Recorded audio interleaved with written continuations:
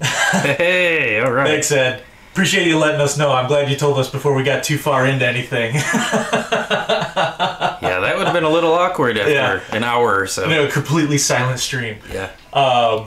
No, what happened was I had just set up a new scene to try and try out a new setup, and I completely forgot to even add the audio input. So, with no audio input, there is no sound. So no, what we were just talking about, I was saying that over the weekend, my wife Jen and I, we played Box 1, the Target exclusive game from Neil Patrick Harris. And if you like trivia style escape room kind of games, definitely recommend checking that one out. Don't want to go too far into it because I don't want to give anything away, but I think if you like those type of games, you'd really like Box 1. And then Carl was saying he just played some solo games over the weekend. You said you played Newton? Newton, yeah. Great, crunchy, thinky Euro. Surprisingly quick solo game, which I always love and appreciate. So definitely be going back to that one again. And then, as tends to be the case when I have a weekend free, we played many hours worth of The Crew. My wife's favorite game. I think we got through 3 missions in 2.5 hours, so we were not very productive in The Crew, but still had a great time with it. Whoa. Now, is this the new one? Yeah, Mission Deep Sea. Yeah, we spent a lot of hours on the original Crew and actually finished the campaign, I guess if you want to call it that, and are really excited about the new one. Think it's even better. I agree. Yeah, we're stoked to keep playing it. Like I said, even three missions in 2.5 hours still is a great time. So now, going back to Newton, you said the solo game, it plays quick. How's the setup? Because a lot of times that's what will hold me back from playing a game solo, is if there's a lot of setup. There is a lot of pieces. It was probably a 45-minute game and probably a 15-minute setup. So ratio-wise, it's not great, but and most of it's randomizing things. So you'll have all these different spaces that you take from a pile and randomize it. So, but nothing's printed on the board, so you're just filling in all the blanks. And it's pretty intuitive, but there's a lot to fill. Just a lot of I mean, I don't mind it if the experience is, if it feels like the experience is worth the setup time. But that can be tough with. Like especially if it's just me and I'm sitting down and I got to go through all this just to get to a solo game for just me to play. Yeah, I have to really like the game. I don't know if you've talked about it in the past, but like I play a lot of solo games, and I find the best way for me to really get into it is to set up the game like the night before when I know I'm going to have time to play it. Yeah. So that way when I'm ready to play it, I don't have to deal with the setup. I can just sit down and jump right into it. So right. Yeah. Yep. That would be a good way to do it. Actually, and I could do it on this table too and just put the other table right over the top. Ed, how you doing? How was your weekend? / week so far? Did you get anything played? Now, I am not, I guess, representing Beer City very well this evening. I've instead opted for a rum old-fashioned. Well,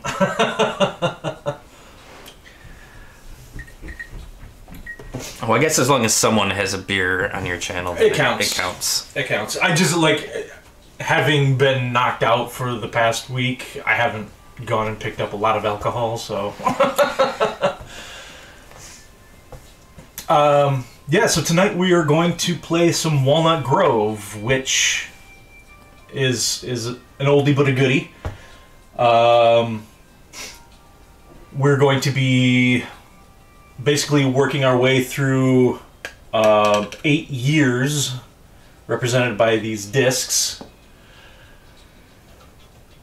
Mario Party Superstars. Man, when's the last? I don't even remember the last time I played a Mario Party game. It's been a few years for me. Yeah. I mean, I still have my Wii with Mario Party, but it's been probably 3 years since we fired that up. I think we just got rid of our Wii like last year.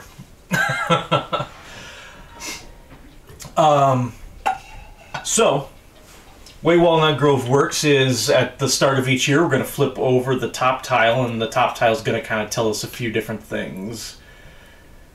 We're going to be seeing the... Oh, here. I guess let's get switched to the correct scene. There we go. Alright. So, and unfortunately, with this new setup, I am not able to have my green screen, which kind of stinks. So, we'll have to just make do for right now, and hopefully I can get a green screen set up again down the road. Played some Sushi Roll. I like Sushi Roll quite a bit, actually. I think I enjoy playing that a little bit more than I like playing Sushi Go at this point. But that's mainly because we played the mess out of Sushi Go. Like, our girls love Sushi Go, so we played it a lot. And so Sushi Roll is still a little fresh for me. I think that's got a lot to do with it. Okay, so with the first, we flip over a tile, and then we're going to make our way through a year represented by the 4 seasons. So first we have spring. So in spring, there's going to be, it's going to represent a number of tiles that we're going to draw from this bag here.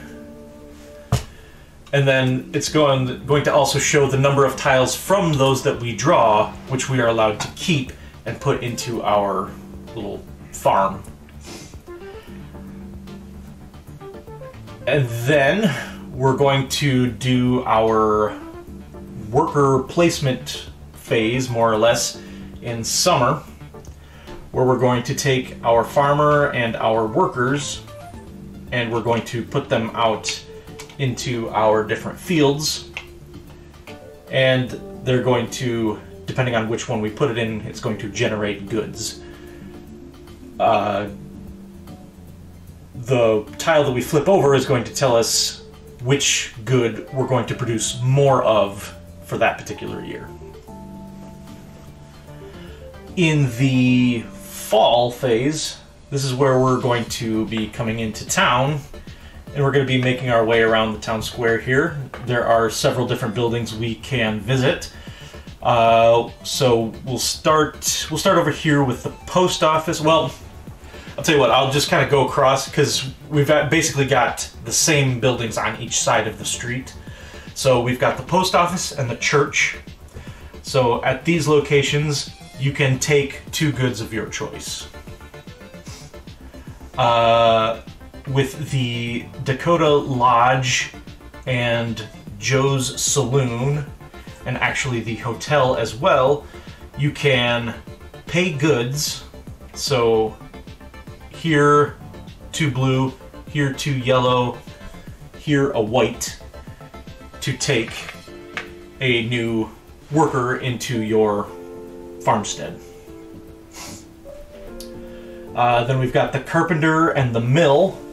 So we go to those locations and we can pay the resources shown below. So at the mill we pay a white and a brown.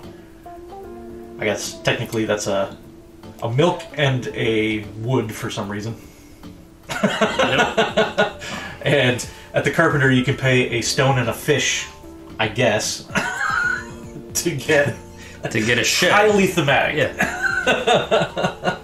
To get either a shed for storage or a little hut that we can cover up our covered wagons in. And I'll explain why that's important when we get to the winter phase. Then we've also got Svensson's and Sobucks. These are locations where we can pay a certain number of goods, and that will allow us to take a bonus tile. Our player boards have room on the bottom for 3 bonus tiles over the course of the game. Each one of these bonus tiles basically is going to give us end of game scoring opportunities. So in this particular game, what we've got one that will give us 1 point per coin. We've got one that will give us 1 point per worker, one that gives us 1 point per completely fenced-in area in our fields, and a point per tile in... Is that a point per tile in largest? I believe that's what it was. Yeah, largest contiguous... Largest land area made up of the same landscape type. Yes. Then we've got the 2 general stores on either side of the street. Oh, actually, I think we got 3. So we've got one over here, one here, and one here. You turn in the goods listed, and you draw a coin out of the bag. Now, the coins can either be copper, which are worth 0. They can be... that's not a great draw. Silver, which is worth 1. Or gold, which is worth 2. Is it correct that you get a coin draw for each type of good that you put in? So you could trade up to 3, one of each, and get a coin for each? Those are the general stores. Sell 1 of each indicated goods type, a total of up to 3 goods. Draw 1 random coin from the bag for each good sold, placing them in your barn. So up to 3, 1 of each color. Up to 3, but you can't... Yeah, it's got to be unique colors. Yeah. But yes. Now we start with only 1 storage building and 2 coins, meaning we only have room in storage for 2 coins at the beginning. We can add on to those by visiting the carpenter or the mill. And that will allow us to store extra goods or coins as we get into the later rounds. Now there are 2 spots on the map. We've got the... I think it's the town hall and the church bazaar. Anytime we pass over that space, we need to pay a coin. It doesn't matter what the coin is, we just have to pay a coin. So you could pay one of your coppers that are going to be worth 0 points at the end, you just have to have that copper to pay. So basically this fall phase is, the board is a rondel and we can move around as far as we want, with a couple of places that we have to pay taxes for if you move too far. Yeah. Exactly. Okay. Yep. And then in the winter, we need to worry about feeding our workers and making sure they have heat. So, in the first year, blue workers are going to want to eat twice. So apparently these guys are super picky eaters. They will only eat food of the same color as their type. So blue guys eat blue cubes, yellow guys eat yellow cubes, white guys eat white cubes. Nobody eats wood for some reason. Or stone. Nobody eats wood. Weird. You can't feed them your dog like Caverna. Can you do that? Was that Caverna? Am I making that up? I think you could be right.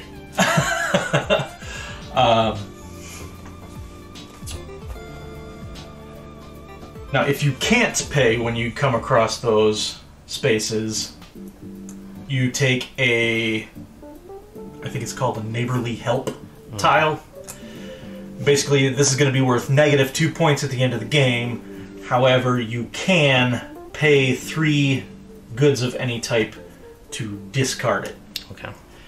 Now, if you have one and you have to take a second one, then this gets flipped over. You can no longer pay that one off.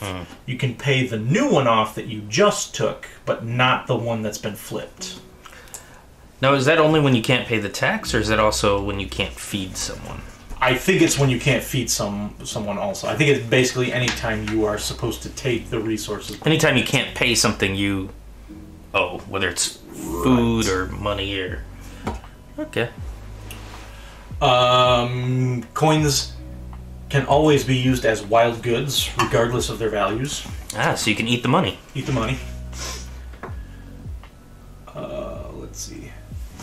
And then, so we've talked about feeding, and in the first year, blue guys are going to want to eat twice. And then we also have to have enough wood stored for each campfire that is occupied. So we start the game with one wagon with a campfire that's occupied. If we want this guy to survive the winter, we're going to have to make sure that he's got wood for the fire. If we build one of these huts, though, basically this is going to cover up one of those spaces. That's one less wood I've got to pay in the winter. They have 4 walls instead, so they don't need a campfire to keep themselves warm. Exactly. All right. Yeah, so we're going to do that for 8 rounds. At the end of the game, we're going to score a point for each area completely surrounded by fence. And land within the fence does not need to be the same type for that to count. 2 victory points per farmer and laborer. 1 victory point for each hut and barn, including the ones that we start the game with. I never understood why they do that. Yeah, everybody gets points for free. So no one ends up with 0, I guess. Yeah. There's no way to score 0 points. 2 victory points for each gold, 1 for each silver, nothing for copper. And then we'll score our points for our bonus tiles. Most points wins. I like it. It's been a couple of years, I think, since I've played this one, and I don't know if the volume was off when you first talked about it, but yeah, this is a hard game to find. It's been out of print for a while. Yeah. Clay's had it for a few years, and we were lucky to play it, and then I was lucky to stumble across it from someone who was getting rid of it a couple of months ago myself, so I jumped on the chance because I remembered really enjoying it. You know, it's basically a Little House on the Prairie themed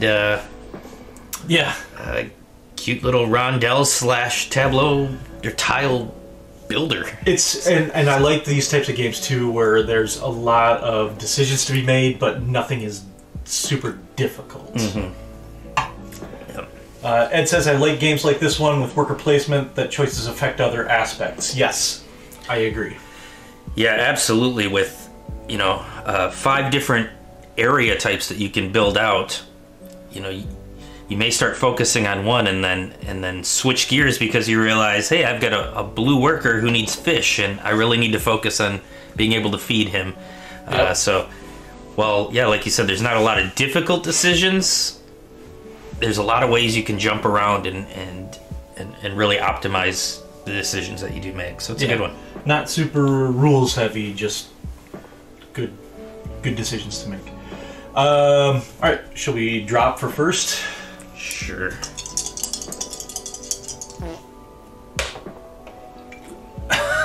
Hey, selfish lock. Carl is going first.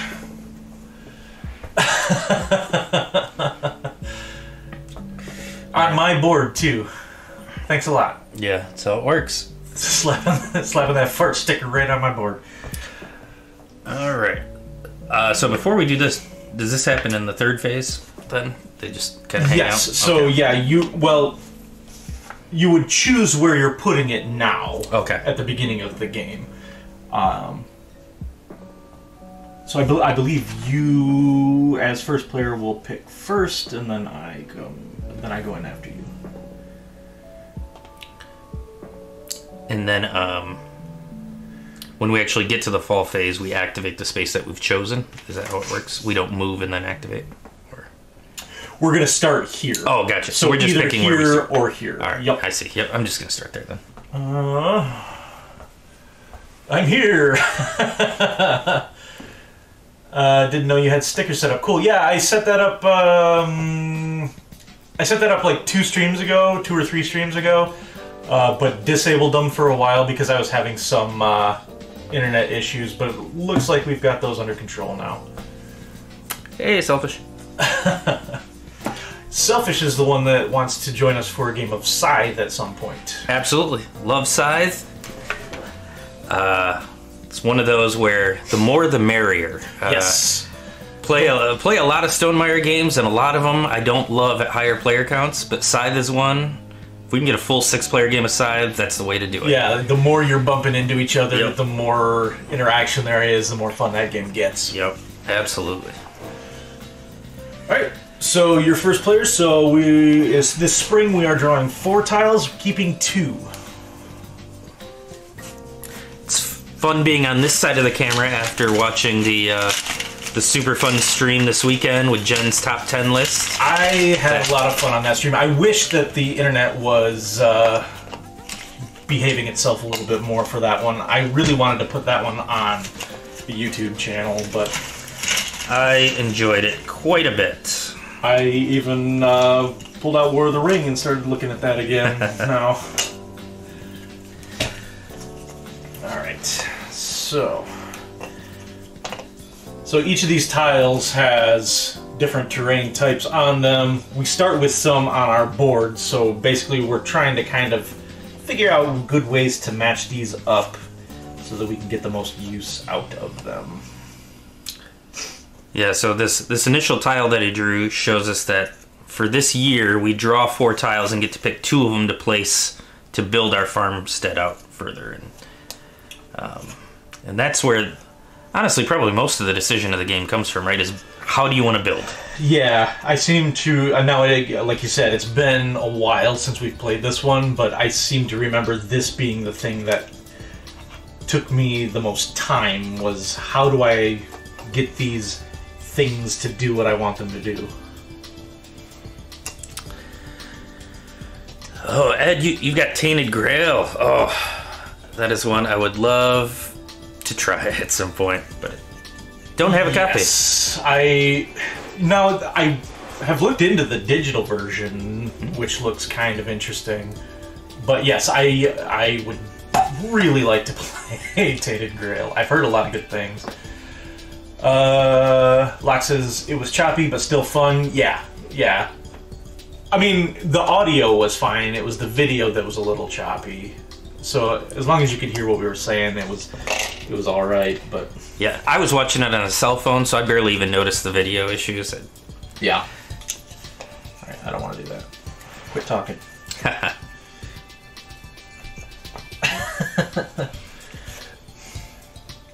See, I know I'm going to need wheat.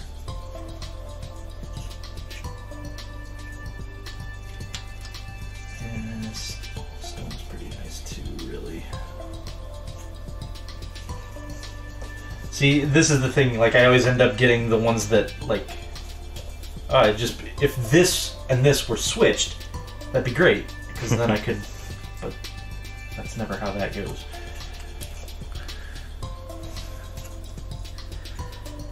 My 3D printers have been on the game table printing away, taking up our board game space. Oh, nice. What are you printing?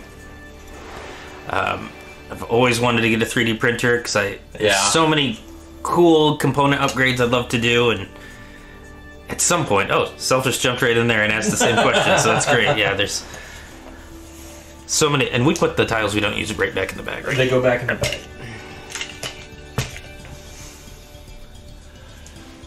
Yeah, I've almost pulled the trigger on a 3D printer multiple times in the not so distant past.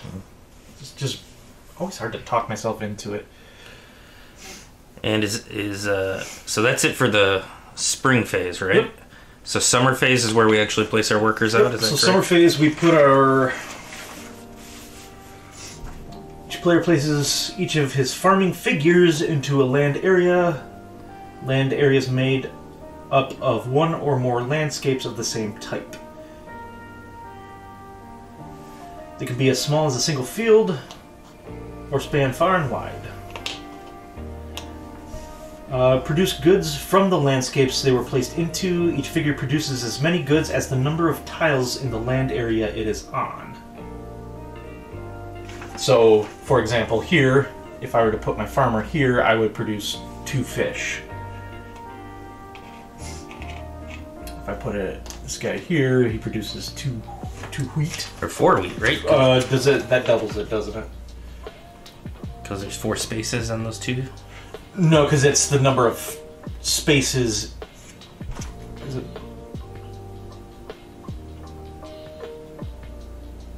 Number of tiles in the land area.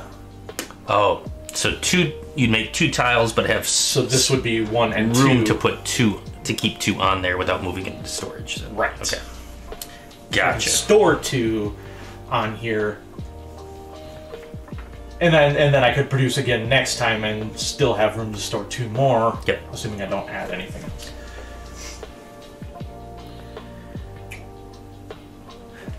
FDM Ender 3 has been printing terrain pieces and some Catan piece holders. Oh, nice. Oh, cool. Yeah, the Ender 3 is the one that I've been looking at. The resin printer, printing some figs from... I'm not familiar. Pasicles? Huh. Yeah, I've heard those resin printers are the way to go if you print a lot of miniatures, because you don't get the lines like you do with a filament printer.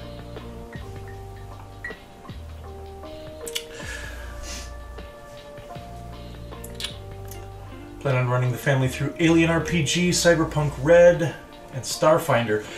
Selfish Lock and I have talked about trying to play some Starfinder.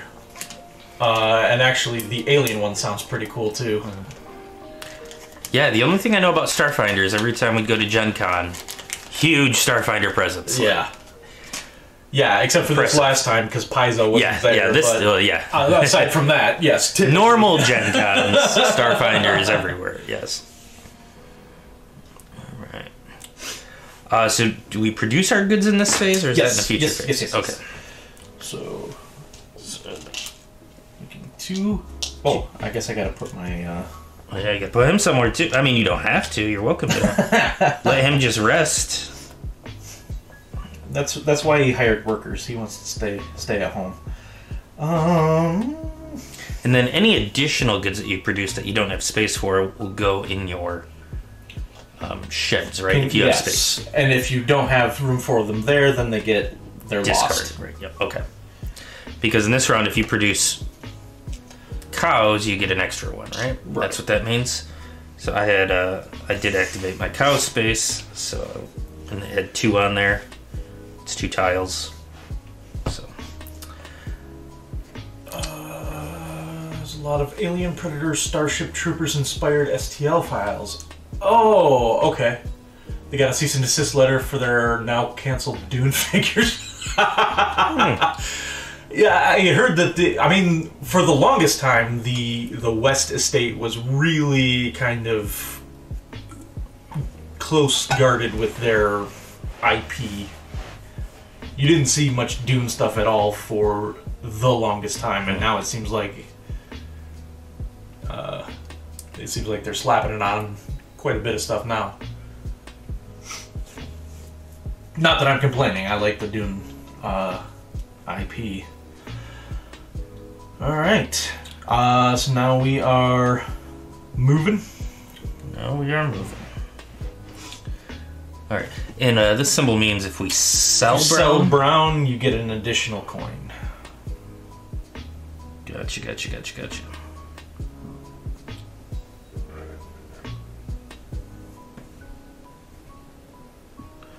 Well then.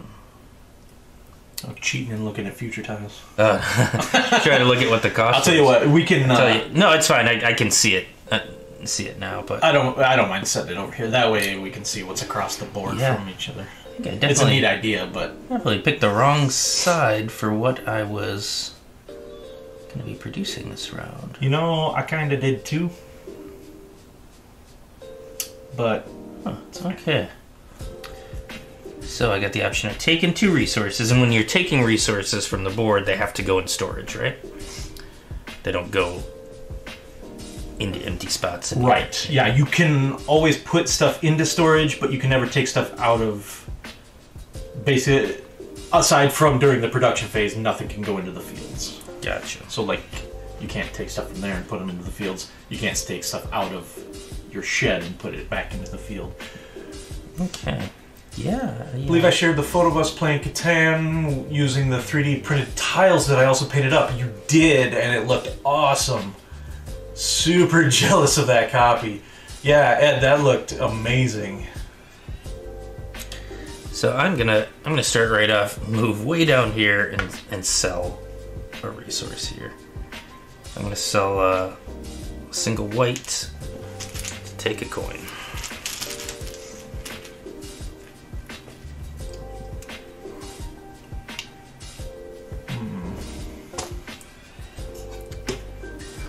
Due to my poor planning, I jumped all the way to the end. Yeah, that's sort of what I did too. I think instead, though, I'm gonna go do this and just take 2 stone and put it in my storage. Nice. All right. Then we move on to winter. So in the winter, these guys come back to their huts. I gotta pay a yellow for my yellow worker. Do the black workers eat? No. Okay, so that's good. I have to pay double for my blue worker. You gotta pay double for your blue. Which is the whole reason I made sure to build blue. A brown for the fire. Alright, so that was a pretty uneventful start to our... I mean, most games start a little slow. We built out a little bit, collected a couple of goods. That's about it. That's about it. Alright, so that's year 1, year 2. We're drawing 3 tiles and keeping 1. Oh, and see, now in this winter, we're going to pay double for our campfires. Oh, that's right. I did not pay my campfire. I almost forgot that. Peter! Yeah, the worst. The Ender 3 V2 is an amazing printer once dialed in. I'm a little beyond beginner, but I was getting really frustrated for the first hour of owning the Ender, getting it assembled, then leveled and such. I've heard that's the biggest headache with those, is getting them set up, because they are, I mean, you got to be spot on for everything to come out looking the way you want it to look. And I think that's probably why I'll never get a 3D printer, because I don't have the patience to get things right. But I think I even joked with you once, like, if you ever buy one, I will keep you stocked with all the filament or whatever you need to print. So now I gotta print your minis and paint your minis? Yeah. I mean, if you're willing to paint the minis, that'd be great too. I've got a pile of minis that could use printing. You know, I have paints at home, and kids that like to paint, they just never get done. Ed says, if you get an Ender 3v2, definitely watch a handful of YouTube videos assembling and setting up. Will keep you from going bald. You're a little late there, Ed, but I still appreciate the tip.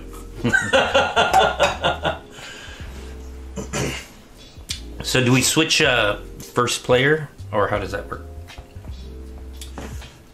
Or is it just always me? I guess it only really matters with the draw. Or I guess the movement does matter too, so.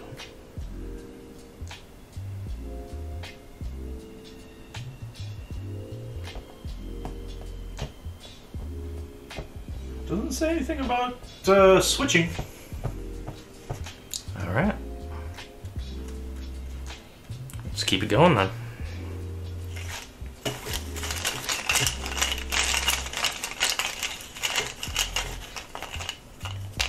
Winter feed laborers, feed the campfires. After winter year is over, new laborers hired. The previous fall now enter the game. Remove the previous year's disc from the game board.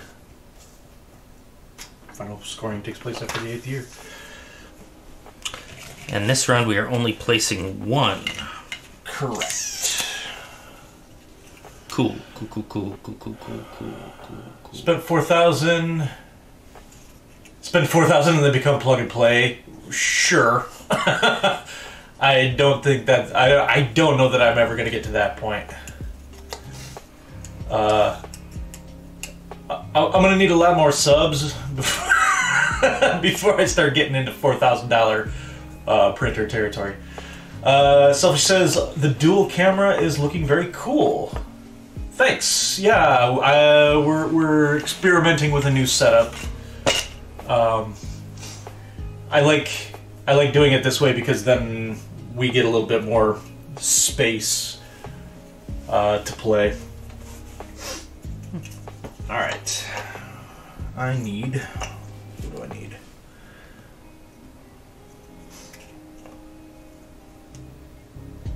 Well.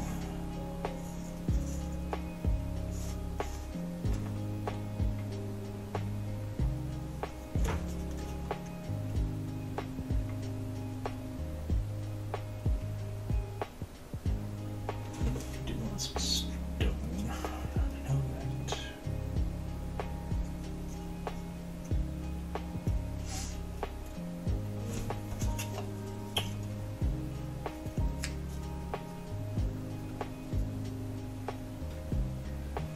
Wish I would have drawn a couple of wood tiles. Considering it's double wood. Yerp.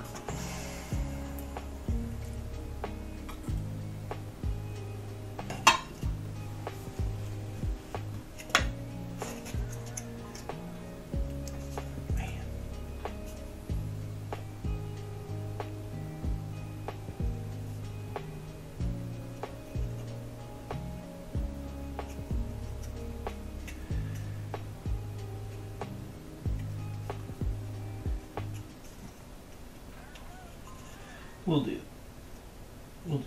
That's fine. That's fine.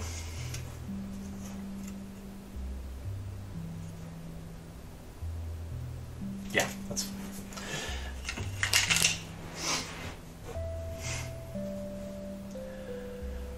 fine. All right. Placing our workers, we get extra stone this round. You said something during D&D last night. Yeah, I was messing around with it before we got into the campaign last night. I'd love to take advantage of that extra stone.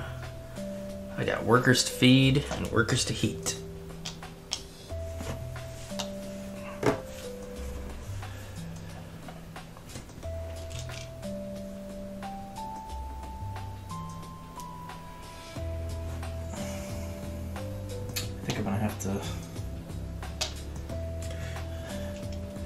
Spend the whole time getting enough wood. Oh, you got some leftover food from the first round, so that's at least good. I do. I unfortunately got the double feeding for my main guy, so right away I had to spend all my food in the first round. Right. No carryover for him. So, all right, so movement time. So, again, can't really spend my food, because I need that. I can spend some white, so... When you acquire someone, do you have to feed them that same round? No, they go off to the side, okay. And they don't start until the next year. Okay, well, that's good to know. So we are going to jump right around here. We're going to pay my tax to the church bazaar. And these go in the bag? Yes. Okay. And so we pass that, and we're going to go all the way down here. And we're going to spend a white cube to recruit... Well, we'll just recruit this other blue guy. So he's going to go off to the side for now. Ooh. All in on blue. Well, I figured the first round, right, we had a double blue feeding, so the worst is probably... I mean, there's probably another... I'm sure there's another one, but part of it's out of the way, so... Yeah, that's true. And I have nothing built for yellow, so it wouldn't make sense for me.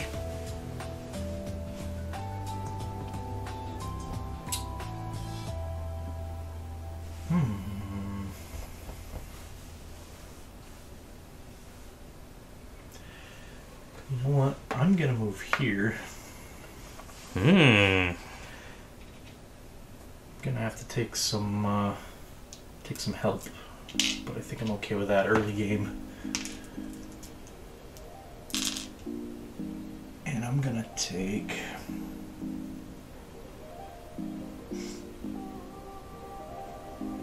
That one's an extra point for every completed for every area. Fully enclosed. Nice. Yes. So you said we get a point at the end of the game for those anyway. Right. And that would give you an extra, so doubling your point value. Right. Nice. Yep. All right. And neither one of us produced gray, so we got no bonus. Neither one of us sold blue, so now we just have to feed and heat our people, right? Toss an ember grenade at my wife. Small victories of fun when changing my infant's diaper. Yeesh. All right. All right, so I'm going to pay some double wood to heat this place and feed some fish to my blue worker. I'm going to get a little help. So again, that would be 2 points at the end of the game if you don't pay it off, but you can pay it off by spending 3 resources, right? You know what? Why would I do that when I could just pay? Oh, because money counts as a wild, right? Oh, I forgot about that. Yeah. Right off the bat. That doesn't make much sense to do that when I could just pay the 1. Yeah, that's also kind of one of the interesting decisions in this game, because you have a very limited storage slot at the start of the game. You can only hold 4 things. Right. And so if you spend your coins as wild, it frees up more space to also store more goods, which will help you buy things. So it's a... I like things. Yeah, things are good. Things are good. All right. That was winter, right? That was the end of it. Dang. So just like that, 2 rounds of 8 are gone. Yeah. It's not a long game. It's not. All right. Drawn 3, playing 1 again. Producing extra wood. Good, because we are going to have a plus 1. Oh, so last round was at +2? Last one was +2. Oh. So I have to pay my other coin then. And you know what? Then I will do that also. Well, at least we equally failed that that tile. So. Fine. Yeah, it's fine. It's fine. Take those 3. Oh. You were looking for a wood tile, right? Yeah. Like a triple wood tile, maybe? I'm glad you took all of them. It's the only one, but it was a good one. And we're drawing 3, only keeping 1 again, huh? Jeez. Gosh, I feel like you can never really go wrong with having wood. Oh, look at you, though. That's a perfect one for you. That's pretty good. As much as I'd like to get in the stone game, I feel like I gotta have some wood action here. Man, yeah. That's hard to turn down. Yeah. All right, especially when this round we get +1 if we produce wood, so definitely gonna send somebody there. Somebody there. I'm producing 2 wheat. Wheat. Is that a +1 for each wood production you do, or total? I think it's total per land area. Okay, so if I produced wood here and here, would I get a +2? Let's find out. That would be interesting.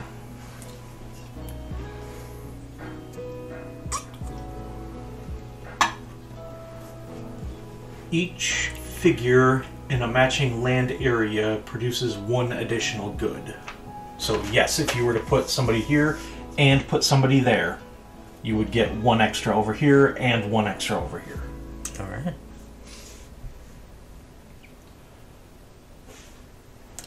Cool. So I'm getting 4 over here. I think I'm going to do that. I think that just makes sense. So that will produce 2 wood, and this one will produce 4 wood. And I get 2 fish for this guy. I started off on the complete wrong side of the board for everything that I have. I did too. Like literally, none of the resources I was producing were on that side of the board. So, all right. So we're still going with the route that I will move first. So I'm gonna do this weird thing and just move one space this time. We're gonna sell a white and a blue. To the manual. Ed says, good news, searched the game on eBay and found it. Good news, wife isn't opposed to getting it. Bad news, don't feel like paying 130 or 120 bucks for it.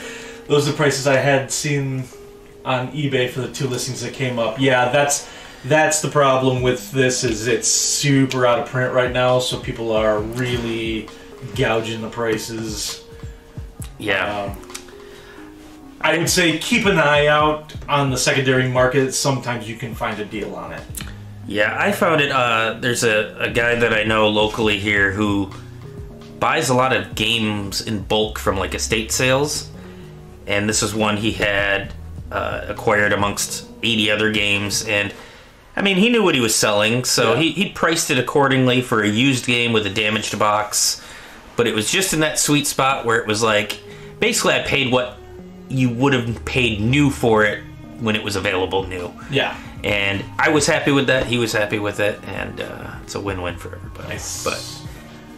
But I mean, as much as I enjoy this game, I definitely would not recommend spending $120 on it. No, it's not that good. It's a good game. It's not $120 good. Oren, how's it going? Hey, sorry I'm late. Had some bedtime setbacks. Oh no. Did they get to bed okay?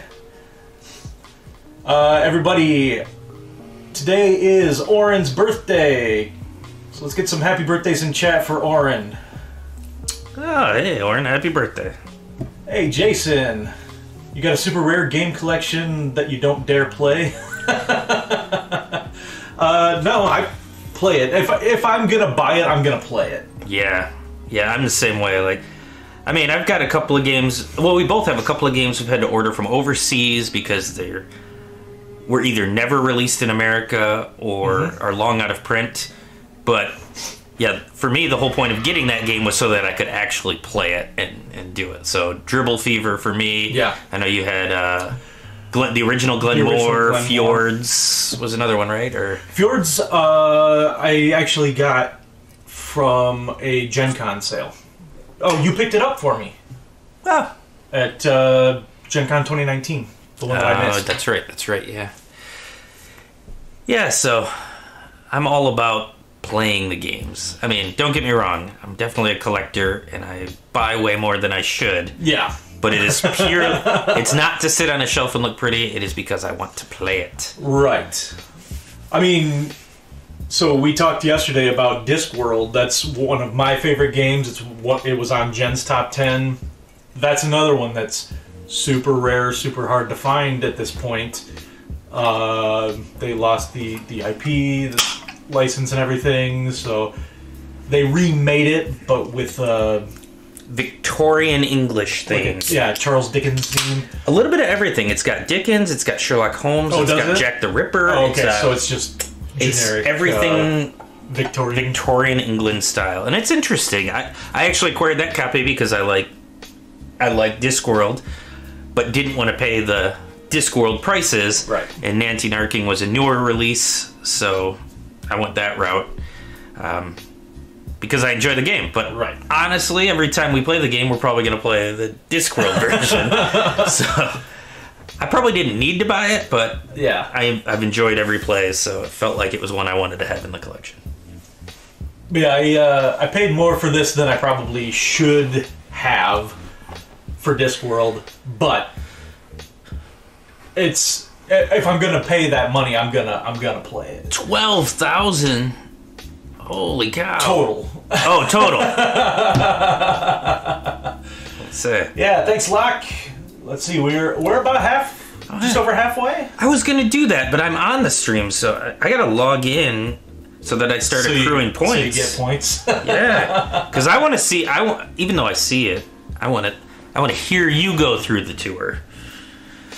That's what I want to do. Yeah, thanks for the reminder, Locke. Yeah, we got a community challenge going on right now. If we hit the goal, which I did just extend because I was off for a few days with between illnesses and being out of town and everything.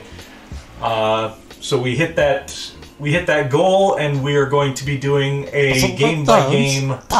Does it like to play? We're going to be doing a game by game tour of the collection. Ed says oh no, I lost Ed. Where did Ed go? Oh, I lost my mouse too. Oh, 28 days left on that. You know what? I'm going to join this party, and I'm going to contribute because I want to do this too. Bye, Carl.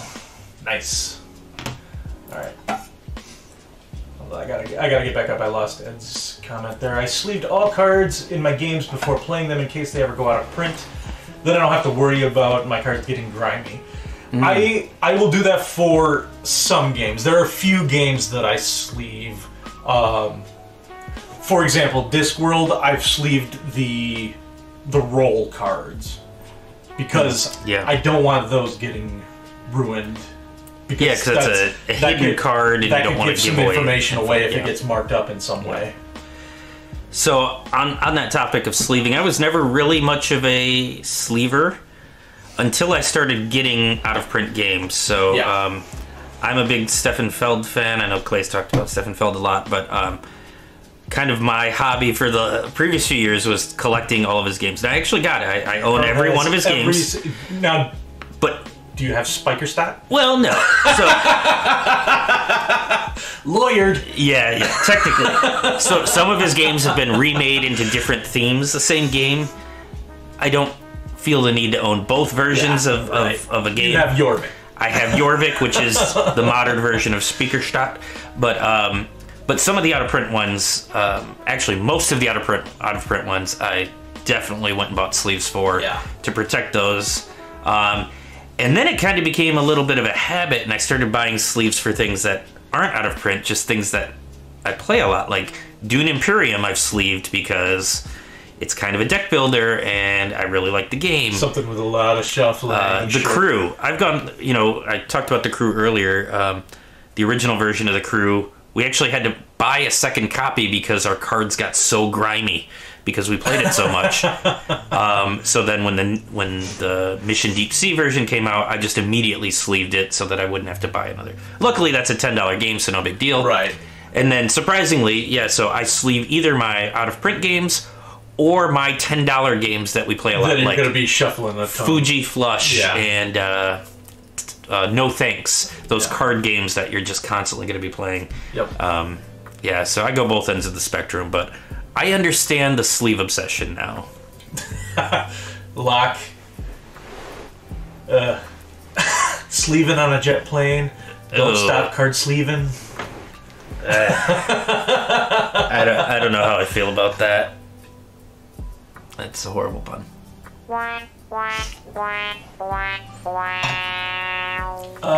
It says I play a lot of collectible / trading card games, so sleeving is in my blood already. Translated to the board games. Yeah, I could see that. I started learning a little bit of CCGs and TCGs a little while ago. I've played the Star Wars CCG, the Seventh Seas CCG, and I just kind of started learning some Magic, but I never really got into the CCG, TCG thing, mainly because I know that if I got into that, I mean, you could see what happens when I got into board games. If I did that with CCGs, I would probably be in trouble. Yeah. Fun when buying sleeves for a game costs more than the game itself, right? Yeah. And that's another reason why I don't... Yeah, CCG by Decipher. Star Wars CCG by Decipher. That's the one that I played. Alright. Where were we? We were doing some things. I did the sell action. You did the sell action. So yeah, now it's up to you to move and do whatever the heck you want. What do I want?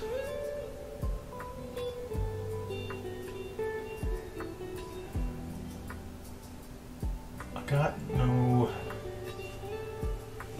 money.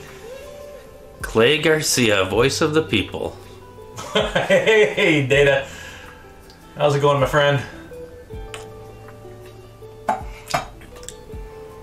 Speaking of the Dice Tower, did anyone hear today that Tom announced they're ending the Dice Tower podcast at episode 750? So 10 more episodes, and then they're I saw them post something. I saw some posts on social media about it being a sad announcement. Yeah. I haven't listened to the Dice Tower podcast in a while. Yeah, it's on my list. I still subscribe to it. Yeah. It's kind of like my secondary tier that I listen to when I'm caught up on everything else. Yeah. So yeah, I'm probably 6 months behind on the Dice Tower at this point. But yeah, it's still sad to see it go. At least the Tom and Eric episodes I really always enjoyed. Right. Yeah, so as far as podcasts go, for me anyway, it's Secret Cabal, So Very Wrong About Games, and what's the third one? I do like Board Game Snobs. I love the snobs. Love them. Sporadically Bored? Sporadically Bored, although I hesitate to call that a board game podcast. It's true, yeah. It's tangentially about board games. Yeah. Yeah, I also listen to a lot of board game podcasts. Secret Cabal is not one that I listen to, really, even though I've met those guys multiple times, and they're great guys and always have fun with them. Just never really listened to their podcast, but So Very Wrong About Games I love. Board Game Barrage I really enjoy. Sporadically Bored, which again is not really a board game podcast, but about as much as the Board Game Snobs, which is probably the most entertaining board game podcast to listen to. Like, that's one where usually day one I'm listening to the Snobs and laughing in my car when I'm listening to it. So there's some other ones too. I mean, I listen to Rado's podcast, Dice Tower. Rado's is good if I'm in the mood for just like an information dump. Yeah. Oh yeah. Like if I you want 4 hours of conversation. Yeah. That's where I get that. Wonder what will happen to Eric Summer. I think Eric's going to be just fine.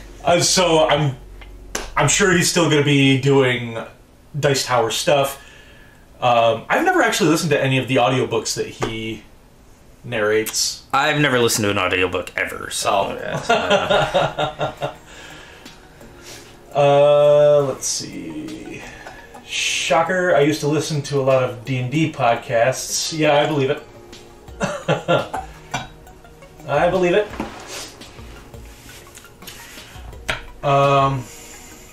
I have to move. Yeah, I should probably let you decide what you're going to do.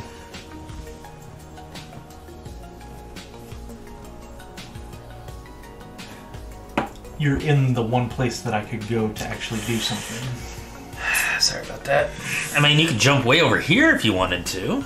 I have no cells. I have no money. Oh, you can't even get over there. I have no money. And you don't want to take one of those just to move. That would be... Yeah.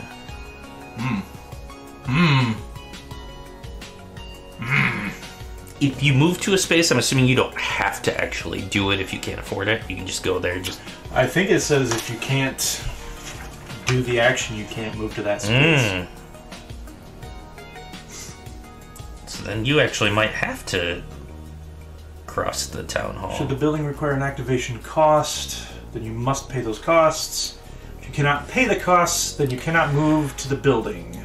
Audiobooks. Cough, cough, Dresden Files, cough. You know, I would love to read the Dresden Files. I'm not an anti-reader by any means. I just have never really listened to books. I just read them, I guess. But not frequently anymore. I would, though, recommend the Dresden Files. Yeah. Yeah, absolutely. This is a safe space for this conversation, but I've started reading the Wheel of Time series. I actually started it back in the spring, and I'm very slow at going through it, but I've enjoyed what I've read of the first book so far. I need a longer drive. I need a drive to work to be able to catch up. I was just saying, you don't have a drive to work. Yeah. I have been working in my basement for the last 2 years, so that has significantly cut down on my podcast and or audiobook times. But all right, I did my thing. Did your thing. All right. So now we're on to winter. So back. Oh, we got to pay double. Oh, double for the fires? Yep. I've got 2 fires now, so that's all my wood. Oh no, I kept the 2 over there. That's right. That's why I did that. I knew there was a reason why I went double wood. And then we have to feed them as well, so 2 fishes. Listen to them. Yeah, I need a longer drive to work, yeah. Listen to them when I worked at a factory. Yeah, so I will listen to audiobooks at work occasionally. I almost have to do an audiobook. If I actually read a novel, I'm asleep after 2 pages, and that's exactly my problem. I enjoy the act of sitting down and reading a physical book, but I can rarely do that for any longer than 5-10 minutes before I'm out cold. Yeah, I can get that. Though I'll tell you, the last book I read that like I couldn't put down and I would stay up late was the Red Rising series. Oh yeah. Like man, those I started that. Those just really grabbed me. Like I just kept reading, and then after that is when I moved down to the Wheel of Time, and it wasn't quite as much action, so it's been a much slower read for me. But I'm enjoying it. And eventually, George R.R. Martin will release another book in the Song of Ice and Fire series, and then that will get me back into reading hardcore again. But I don't know if I'm going to read it. I mean, don't get me wrong. The TV show took away a huge chunk of my enjoyment the last few seasons, but I still feel like the books are great, and I will read them. I loved Red Rising. I really, really enjoyed it. Again, it's not a literary masterpiece by any means, but it was engaging and exciting, and yeah, just a page turner. Like I didn't want to stop reading. Yeah, I can see that. Like I started it, but I lost my commute and my factory time a while back, and that's when I kind of stopped listening to it as much. Data says, love the dual cam setup and great FPS, no chopping or lag like the last VOD. Yeah, I did some. I tried to do some optimization after the last one. Hopefully this one goes a little bit better. I did see we dropped a little bit early on, but we seem to be doing okay now. It says I can read via tablet as long as I don't have any of the things turned on that show what page I'm on or how much more there is to read in the book. Hold a novel and feel like it will never end. And I subconsciously psych myself out of finishing it. Yeah, that's fair. I kind of get that feeling. Yeah, Locke, you should check out Red Rising. If you, I mean, I think that would be one that you would enjoy. And it will most likely suck. I'm assuming you're talking about the Song of Ice and Fire book, Jason. Read the entire Night Angel trilogy via tablet. Amazing series. And Locke says, I've been really enjoying Daughters of the Storm, book about sisters who are daughters of a dying king. Interesting. Anything Sanderson does is gold. Yes. See, I haven't read a lot of Sanderson's other than The Reckoners. I read through that series, and I really enjoyed it, and it's definitely one of those... He's one of those authors that's on my list to read at some point. Yeah, I would... I know that Way of Kings is kind of his opus. I haven't read it, but I would recommend the Mistborn series. Night Angel was good. Did you ever test without the 3D scene in the background? Yeah, I'm sure that would help a bit. At this point, though, it's kind of become a thing, so... I think as long as everything else stays put, we'll be alright. Dang. Alright, so I think we're on to the next year. So this is the final year of the A tiles, and then we're going to be going into the... Oh, yellow's got double this time. That sucks for you. Yes, it does. I have one left. 1, 2, and 3 for me. Oh, wood galore if I want it.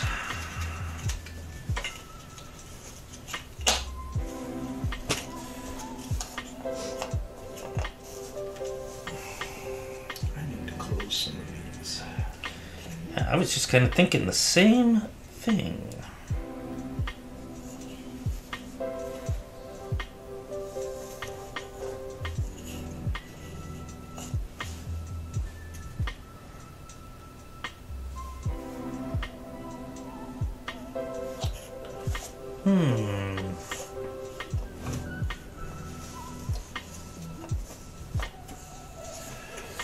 See, these tiles never want to face the right direction.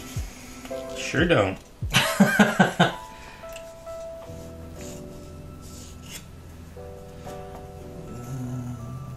Stone would be handy.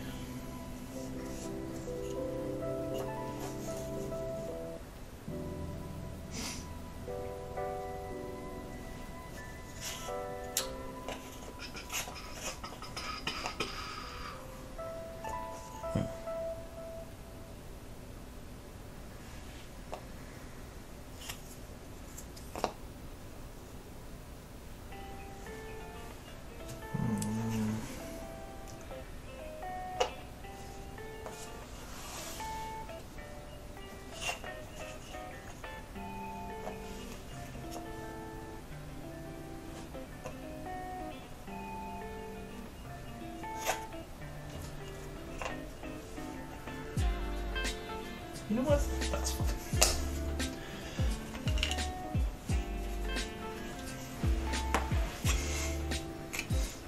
I think that's what I'm doing. All right.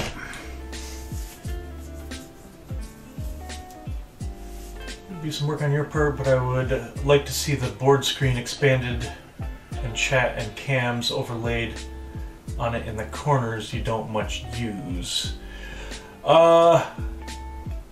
I thought about that. I would like to, what I want to work on next, honestly, is working on some ways to zoom. Yeah, I was gonna say, I think that would be nice to zoom in a bit, if possible. I wanna figure out how to zoom a little bit better so we can zoom in on each of our individual player boards and zoom on the main board itself. That's ideally what I would like to get to. Oh, you guys are talking about the that book series? Yeah, I'm not familiar with that one. Production time, huh? Definitely going there. Definitely going there.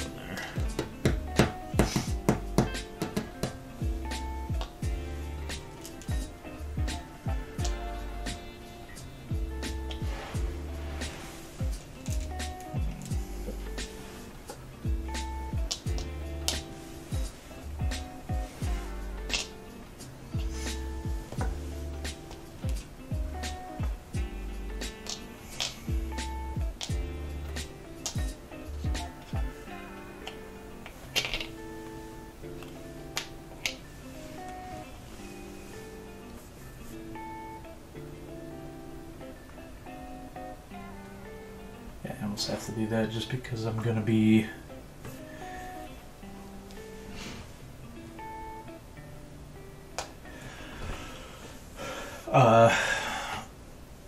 feeding extra.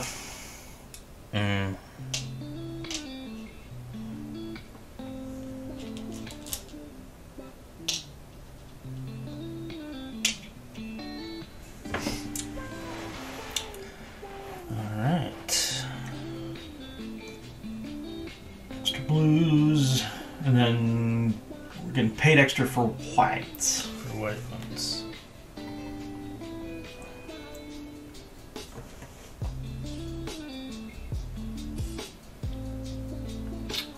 Now you said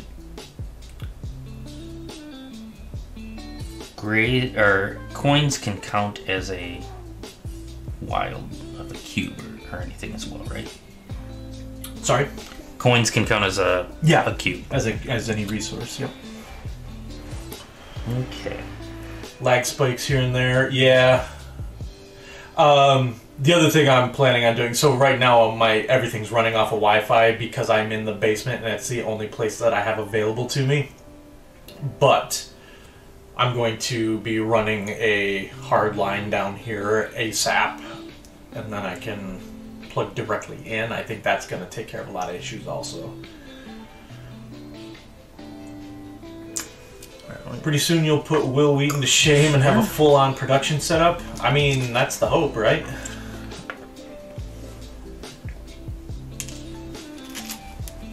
That was my wife's nice plan anyhow.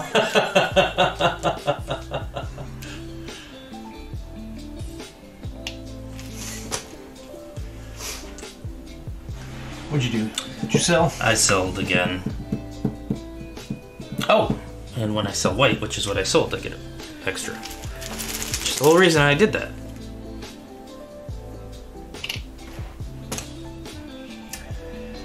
So, I keep following you, and you keep selling before I get a chance. I know, like I feel like I'm doing something wrong on you for doing that.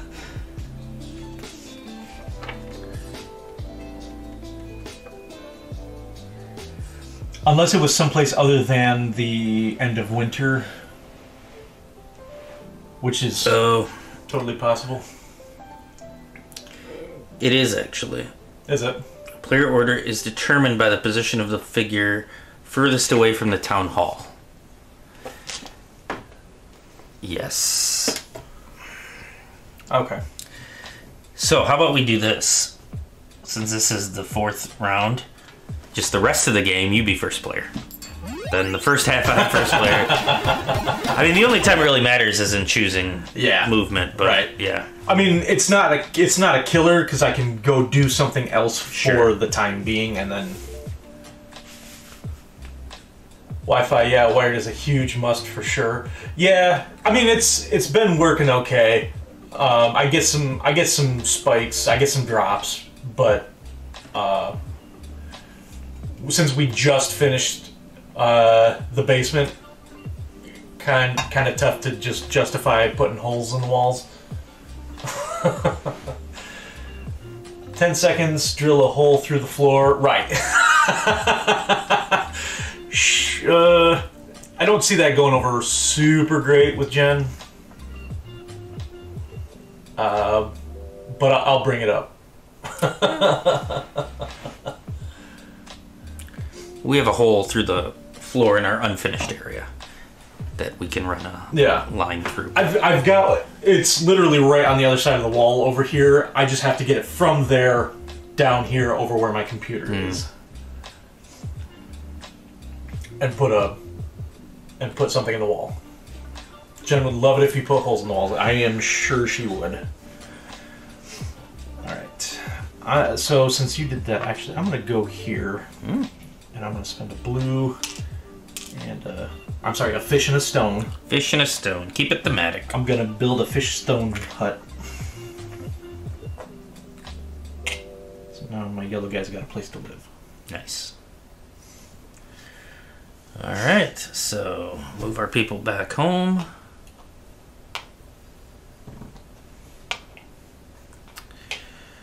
Wood is a +1 for me, so it's going to cost me 4 wood. So because it's +1, I still have to pay 1 wood. Do you? Because I thought there is no fire if you have the... It's a +1, so basically you're paying for each of these symbols. Oh, gotcha. Where you have somebody occupied. So even though this is covered, this still counts as a +1. Gotcha. So instead of paying 2, I only have to pay the 1 though. But I do have to pay the 2 for yellows. Yellow has to eat double. Alright.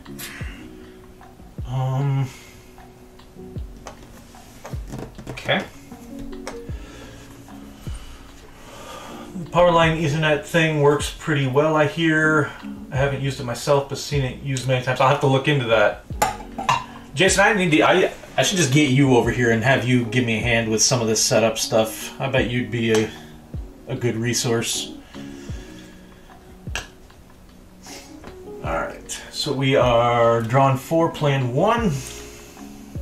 extra gray. Yellow gets you a bonus for sale. And, ooh, white and yellow are paying double food this round.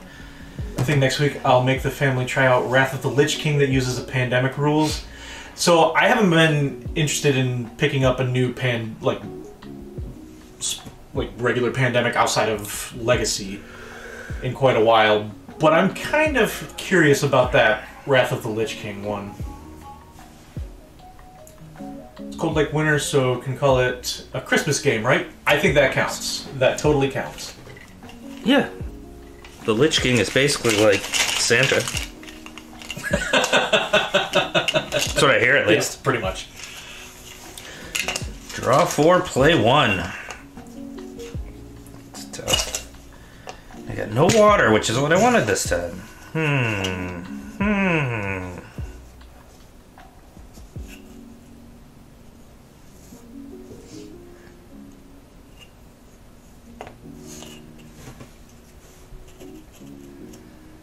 I feel like this is not a good draw for me this time.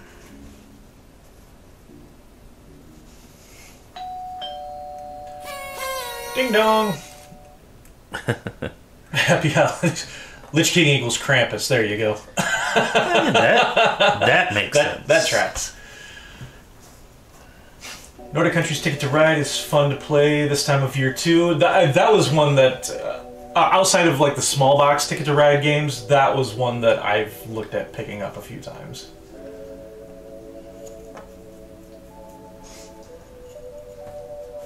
Wow.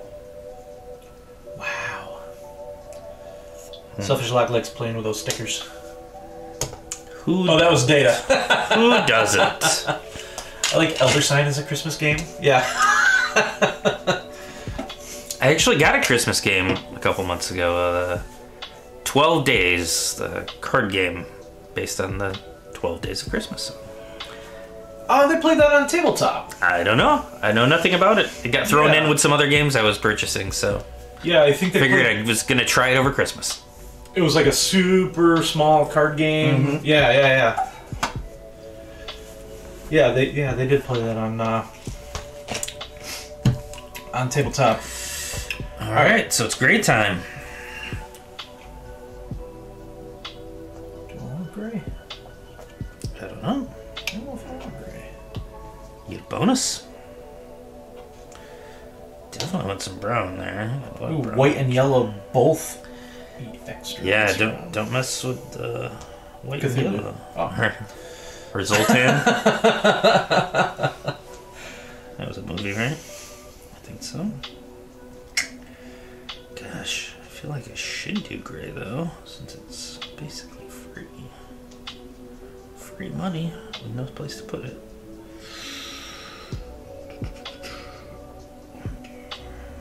Give it a shot.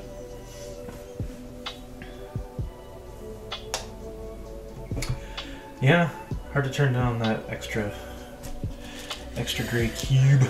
Yeah, it's 2 grays, so one can go there, and the other one...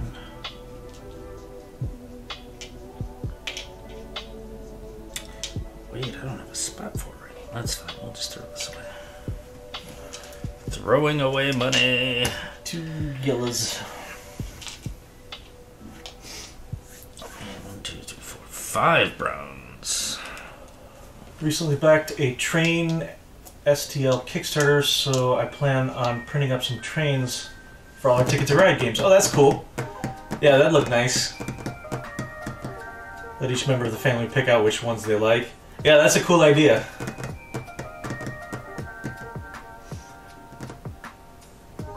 Oh, the breast cancer awareness trains, the pink trains. I've seen them. I don't know. The only Ticket to Ride I own is the small box London. If not, good Christmas gift or stocking stuffer. Yeah, good call. Alright. So we are into fall.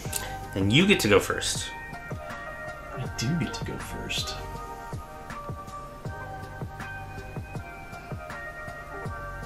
You know what? It would be more helpful to me if you went first, because I want to go there.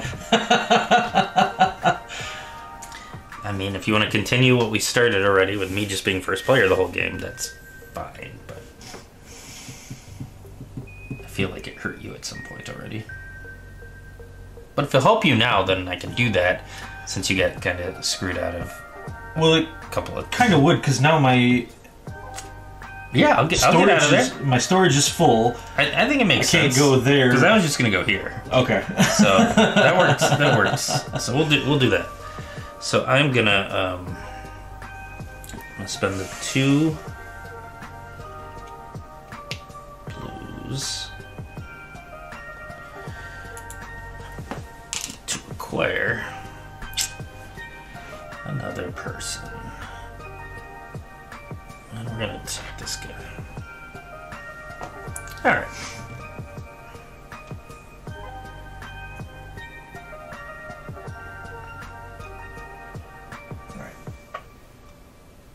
And I guess that's right. None of these things actually refill during the game, do they? It is just straight up. Those are the number of workers. Those are the number of tiles. Yep. Yeah. Yep.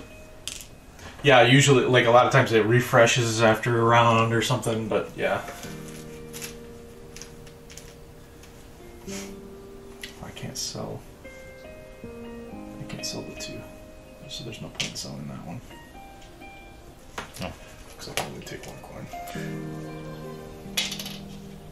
Why can you only take 1? Oh, because you're selling only 1. Because I still only have 1, but I need coin to move past the church bazaar. Gotcha. Alright, so it's now feeding and warming time, right? Yes. I've got to spend 2 for my yellow guy.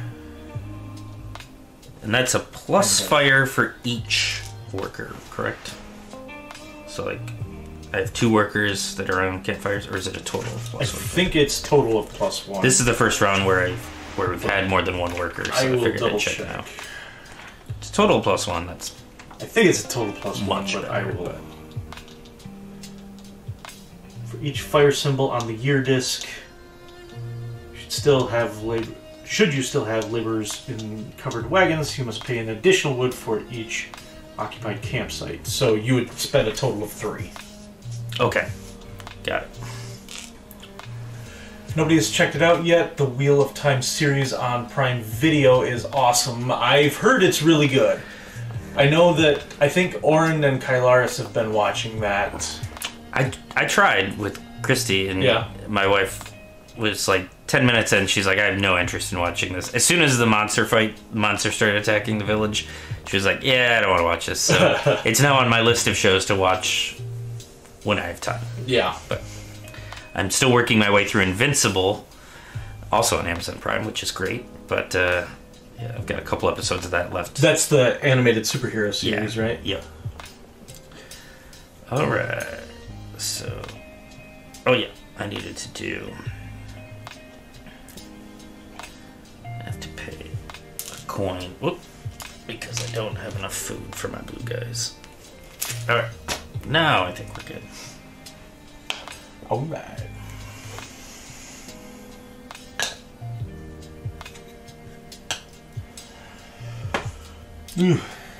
Drawing 2, +1 on brown. Grays get an extra. Grays get extra. Oh, blue and white. Son of a gun. Blue, white, and yellow. Yeah, well, yellow doesn't. Yellow doesn't hurt you too bad, but the other ones sure do. Sure do. Rock says he loves Invincible. Yeah, I'm really. I think I'm 5 or 6 episodes in, really liking it.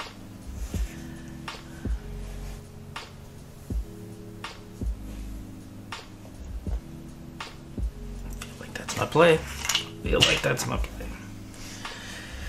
Alright, and we're producing the stuff. So definitely go there.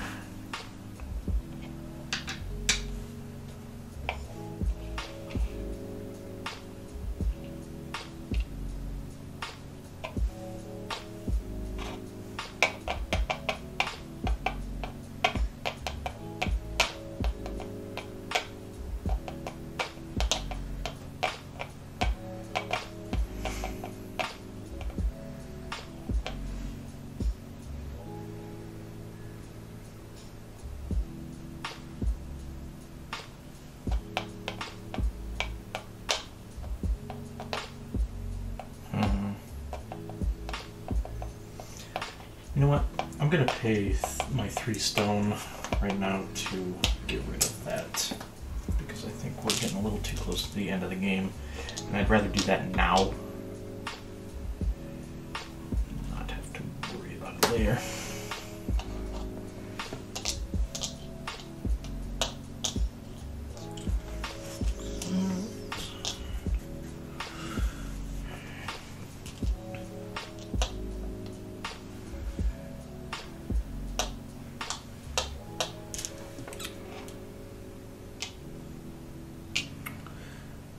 All right.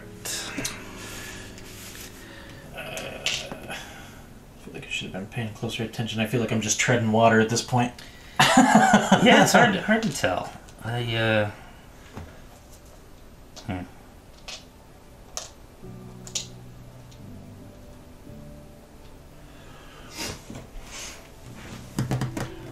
Last Kingdom is another great series. I'd say it's on par with Game of Thrones. Okay.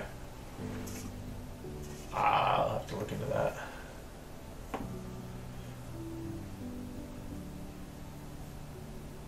Alright.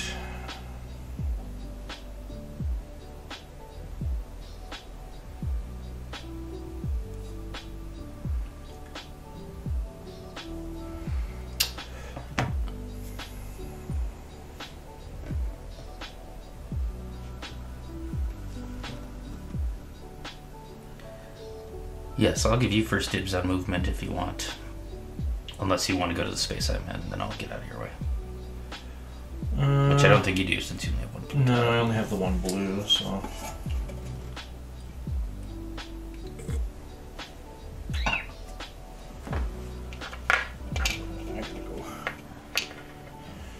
I gotta go make a sale. Now that I finally have some space. I can spend blue to draw 2.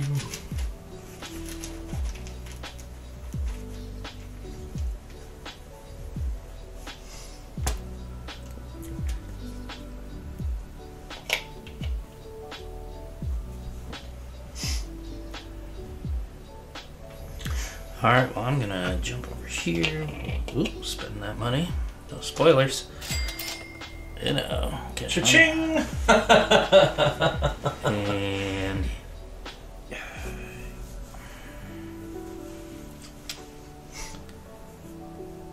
I'm actually gonna come here. Spend a white and a brown. I'm gonna take a shed.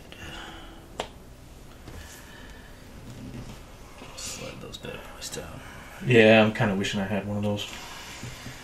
Alright, so now lots of feeding going on here. Well, I still only have my original 2 workers, so I'm doing alright there. Pay 2 wood. I have a lot more than that, so I need my 2 whites to pay for the white guy.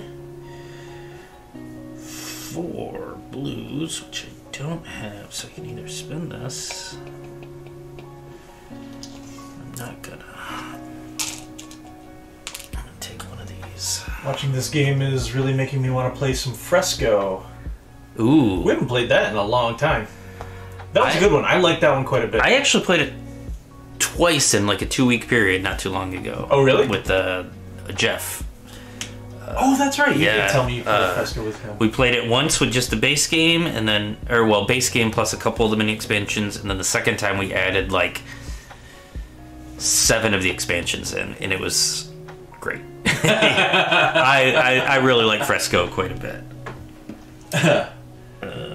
Maybe even some Alhambra. Oh, Alhambra's a classic. yeah. Alhambra was actually one that I was thinking might be a great stream one because, again, like Welcome to, everything is laid out on the table. So yeah. Plus 2, so 3. We got it. 4, 5. That is a lot of wood I just spent. I wish D&D night was twice a week. Yeah, no doubt. I was thinking real hard about trying to put together like a Call of Cthulhu night or something. I've been working on putting together like a sort of modern day Call of Cthulhu storyline, which I think would be a lot of fun. There's just not enough days in the week. Alright, I think we're into our next year. Yep.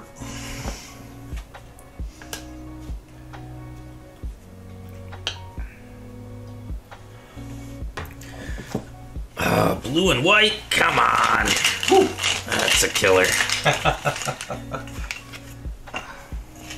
What are we drawing? Drawing 2, keeping 1.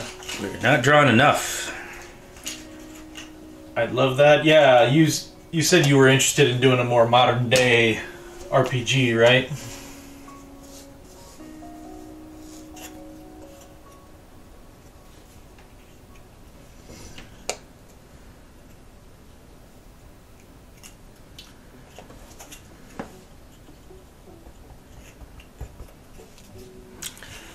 That's it for me.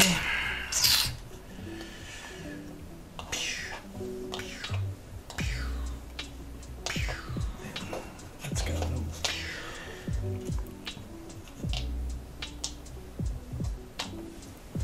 That's not ideal, but at least it gives me a chance at being able to close that off. That other one there were no fences. Yeah, fence game is where I am definitely lacking this game. I think I have one section closed off.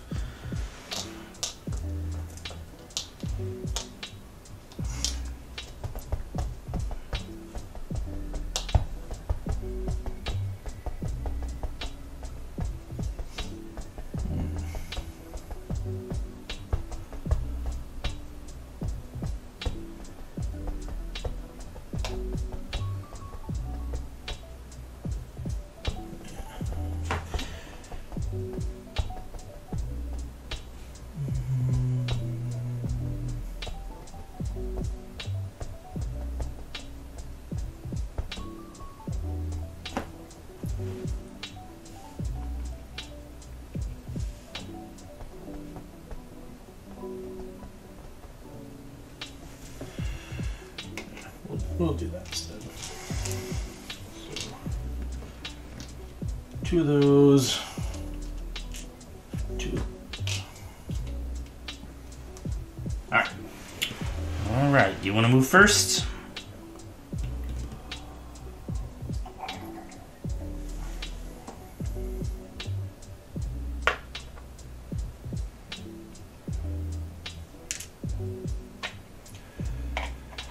Yeah. Alright, well, I think I'll go here, and I will sell...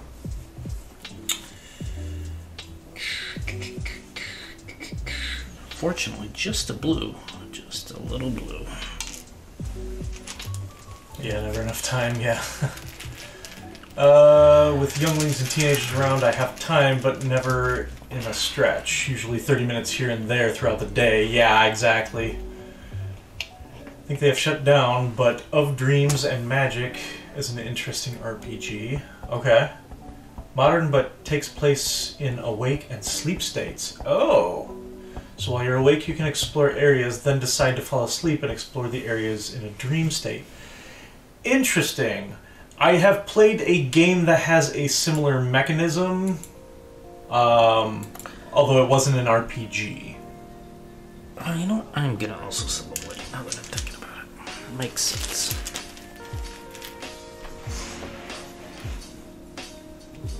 Okay. Since I got the storage, why not get a 2-for-1? Word. Yeah. Alright. So wintertime, feeding, all that garbage. So 4 wood I gotta spend. I gotta feed 4 of those, plus a weight, plus some money, because I don't have enough. It's fine. It's fine. You just acquired him. So I just acquired him. I spent a coin that I shouldn't have because I thought I was short. Yeah, you're good. Yep. But I do have to spend my food. Now he comes on the board.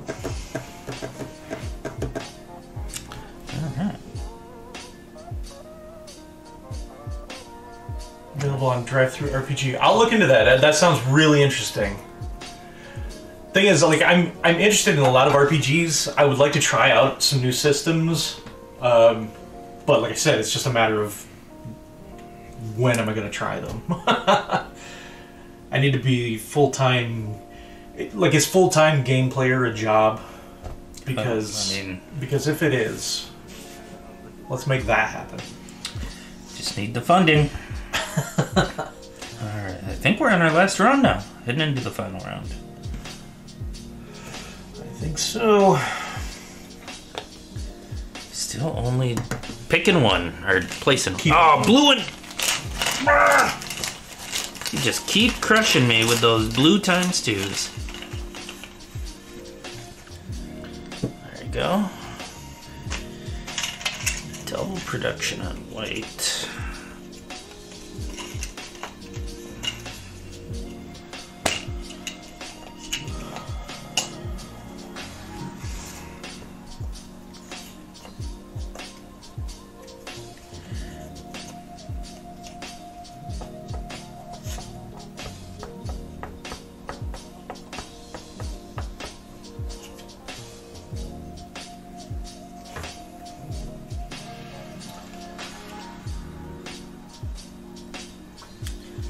Oh man, it's the last round and I'm not going to be able to close this little piece off right here. I need to keep 2. Can I spend extra to keep 2? Nope. The size of the unit that you close off doesn't matter, right? It's just you just hit the Not unless you have that. Unless you have that one, yeah. Alright, we'll just do that then. Why not? Alright. So.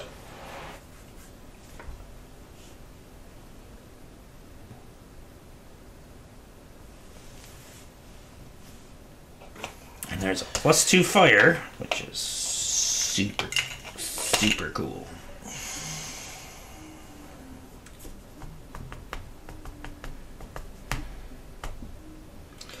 Extra resources worth anything at the end of the game?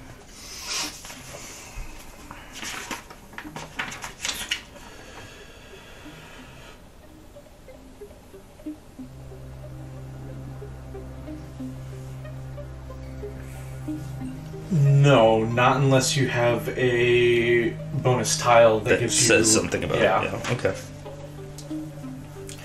Alright. Carcassonne might be fun to play on stream too. Oh, as long as you don't all decide to keep laying tile in a line to go off the screen. Just take it right off the side of the table. I actually don't own Carcassonne. I have it, so if you want to stream it.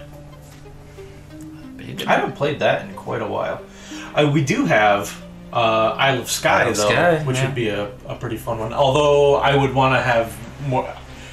I think that's more fun to watch, at least, when it's more than 2. With that bidding aspect.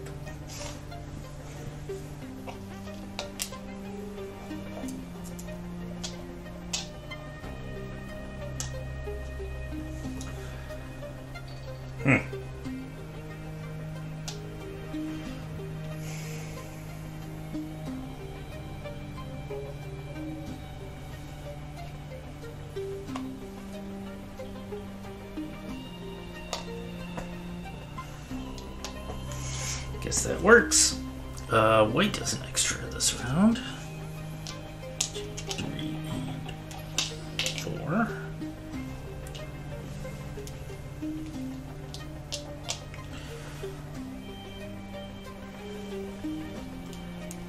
And 5.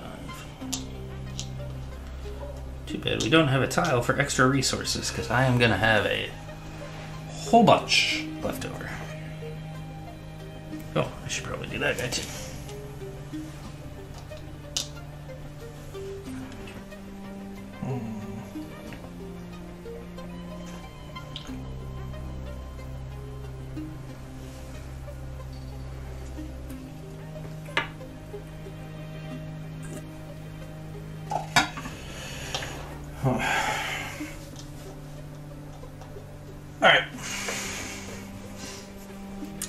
Alright, movement time. give you first dibs unless you want to go to the space that I'm on right now.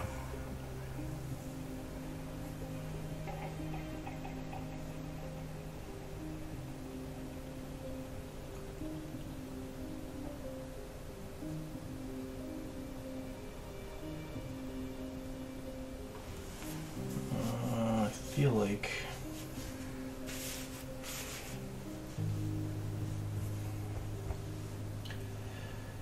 I feel like I should, but... I mean, I'll move if you want. Honestly, the place I'm going to has 2 spots anyway, so you could go there even if you did want to. Oh, you're gonna go get your... Yeah, get a tile. Which you don't have any grays anyway, I don't have any grays, so yeah. Yeah, you can go ahead. Might as well just go there. I spend this coin. I'm spending the 3 grays and 1 white that I have collected to, I think, what makes sense. Take the one that gives me points for workers.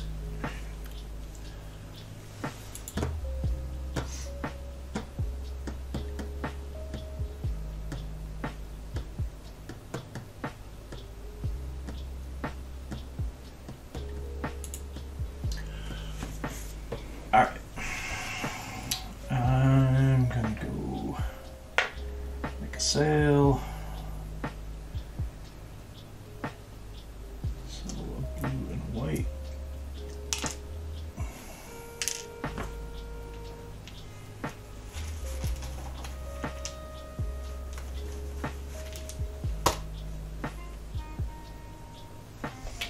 And you get 1 more too for selling a blue.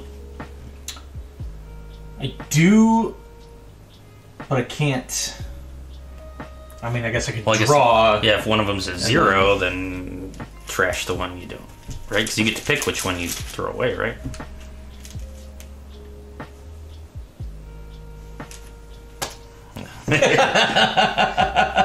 It was worth a draw. I mean, if you drew a 2, then if I drew a gold, then... that'd be good. All right, so now back to feeding and all that fun stuff. So it's gonna cost me 1, 2, 3, 5 wood again. It's a good thing I built up a nice, huge wood area because I sure had to use it. Oh, I forgot. Yeah, I can spend 3 resources. So those extra resources are helpful because I can just. Oh, pay off your... Yeah, I totally forgot about that. Pay off your debt.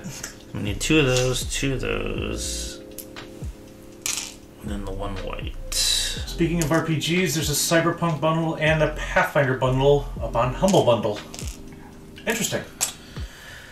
Yeah, I've never looked... I've read, like, some Pathfinder, like, novels, but I haven't looked into the... I understand that it's like an offshoot of D&D, sort of a spin-off, but never really looked into the system too closely.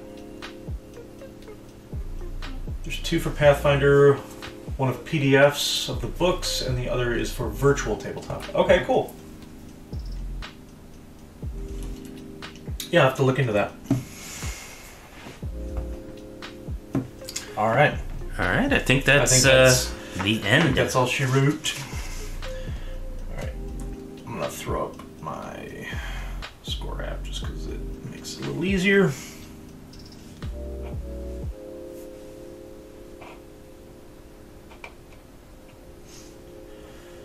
Get rid of Jen and Jeff because they didn't want to play.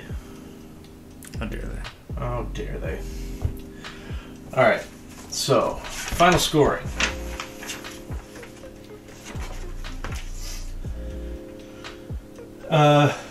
One Siegpunkt for J. No. English. Do you speak it? 1 victory point for each area completely surrounded by fence. Land within the fence does not need to be the same type. Yeah, this is my weak spot. I have 3. I have 5. I have 2.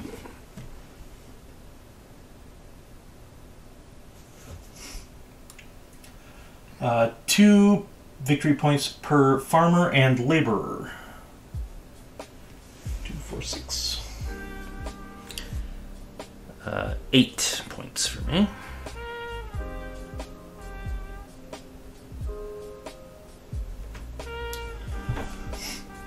1 victory point for each hut and barn, including the starting one. Ooh, so 3. 3.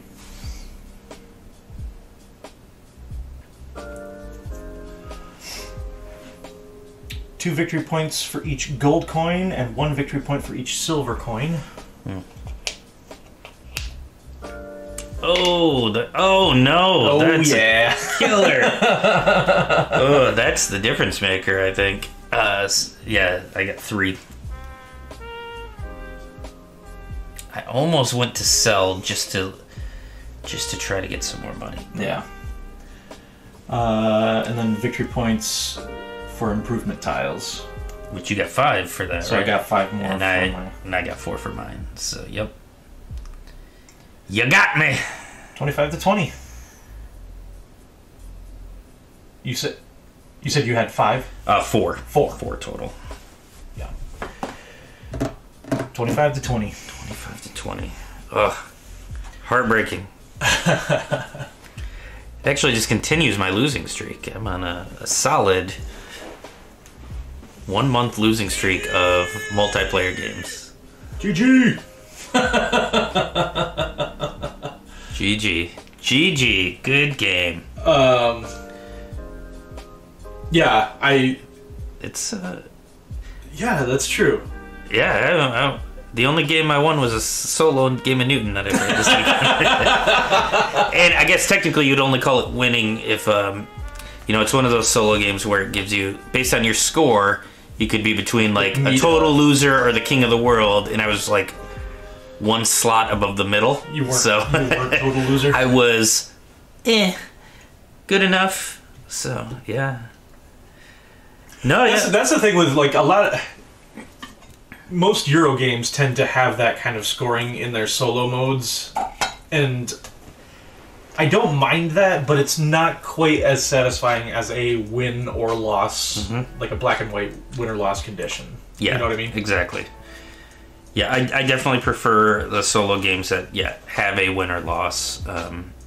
There's some really good ones of those. There's some really good ones that are, beat your score sort of thing as well, like Praga Kaput Regnite. Their solo mode is that way, but that is a game where there's so many different things you can do. Like, the puzzle is the thing there. Same with A Feast for Odin. Like, hey, if I go this route solo, like, how will my score end up versus if I diversify and go this route? Yeah. So that's pretty fun. But for the most part, I'd much rather have a win-loss. Like, Dune Imperium's probably one of my favorite solos that has a win-loss condition with a bot that's really well done. Yeah, and I was gonna say, like, as much as I don't really care for managing a bot, that gives me an opponent to compete against. Yeah. So, and if it's done well, yeah, like the Ex Libris bot is super simple. There's, I mean, it's gonna gather up cards. That's all it's gonna do, and it's just gonna be spewing out points for it. Yep. Yeah. Same thing with Red Cathedral. That one has a really easy bot too. Yeah, I haven't tried that, but I know you've talked about it, and it sounds like a great solo bot. Like, Stonemaier games are kind of hit or miss with some of their bots. Like, some of them are a little bit too complex. Some of them are, like, Wingspan's solo bot is super easy. Yeah. And really, really well done. Tapestry's okay.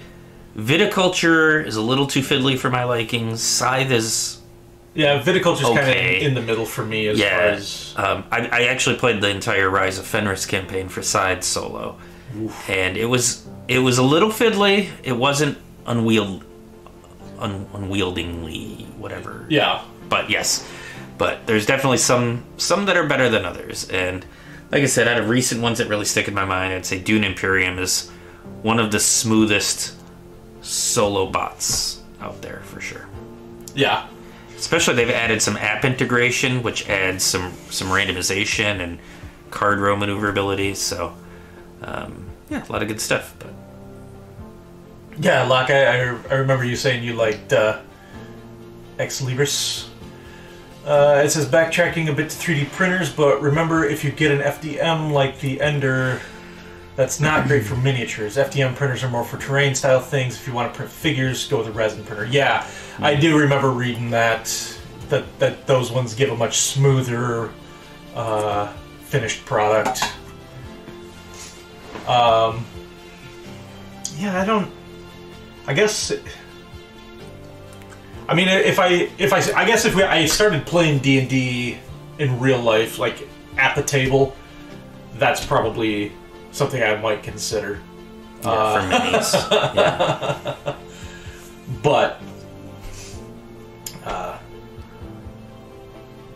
we use Roll20. The spice melange. Have you had a chance to play Dune Imperium yet? I'm curious. That seems like one that would be up your alley.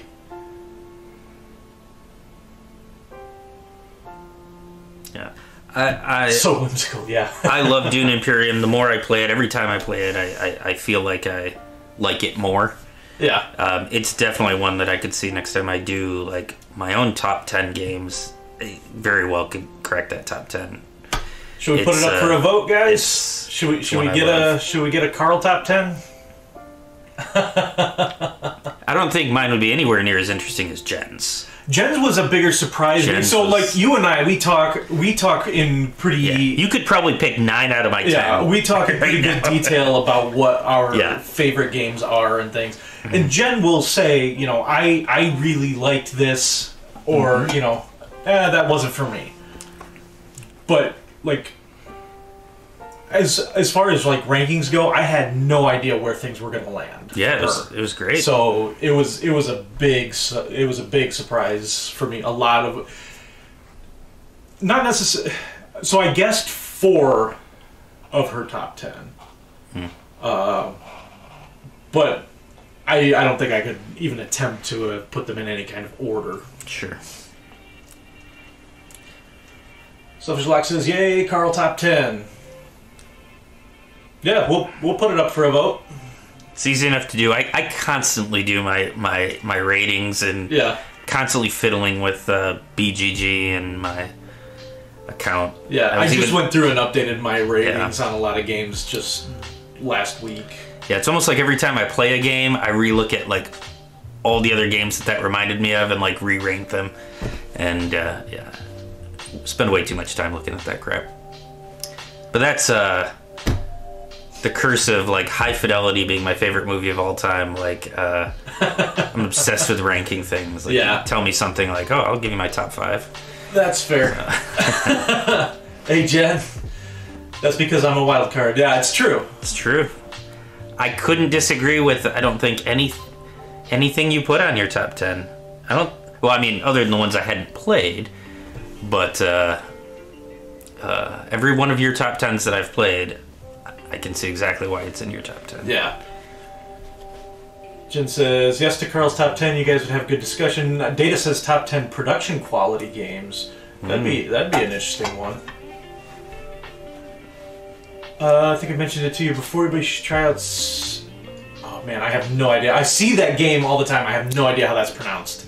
Yeah, I can picture the box as well, but I definitely have not played it before. Some people are rank. Well, that's true. I've been to conventions. Oh yeah, Locke. Yes, thanks for a reminder too. Yes, we do again. Reminder: the community challenge. If we hit our goal, we'll be doing a full game library tour. Probably be a day-long thing. Also, just throwing this out there, but we are 4 followers away from hitting 100 followers.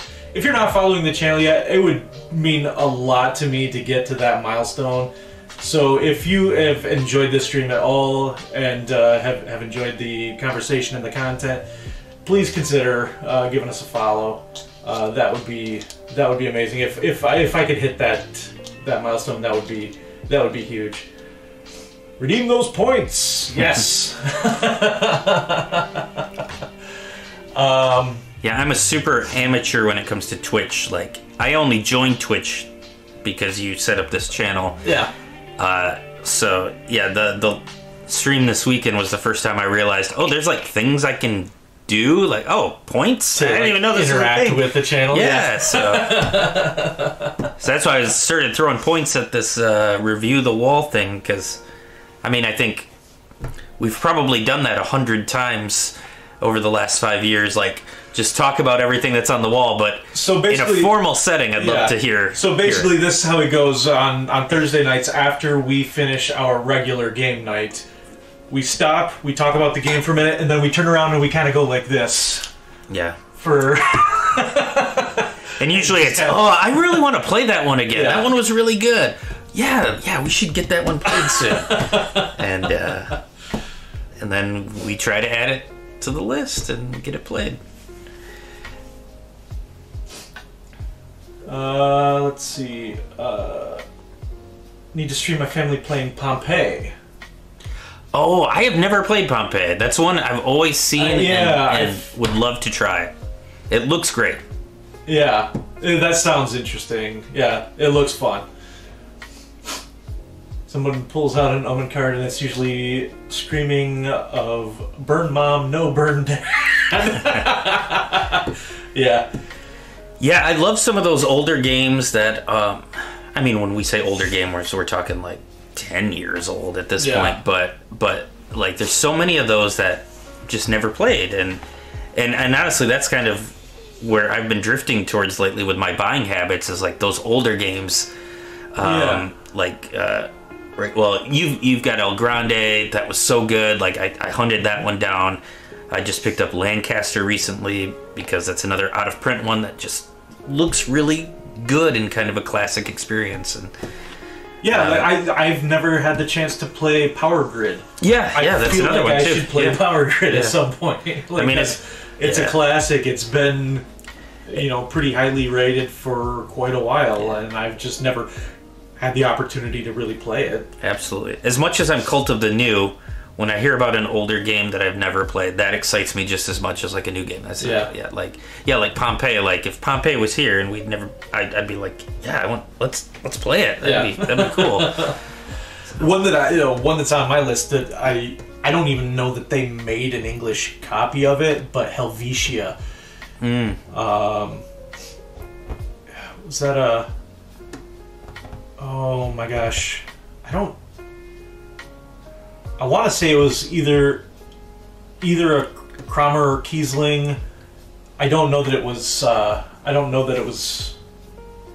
Them collaborating. Yeah. I think it was one or the other. I believe. Yeah, there's definitely like Palaces of Carrera. I know we've both talked about like really being interested in playing that, and I know that's one that's on Kickstarter now, and or GameFound. Sorry, on GameFound now as a re-release, and a little bit higher price than I think it should be. But when the retail version comes out, like definitely one I'd be love to play. And Food Chain Magnate, it's going on the list. So our friend Glenn from Iowa, we met him at Gen Con again for multiple years now.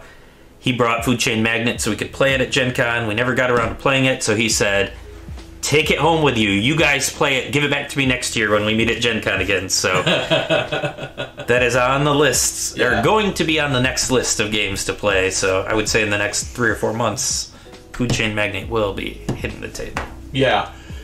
I think I've got mine narrowed down. So what we're talking about for anybody that might be new. So what we do is we actually have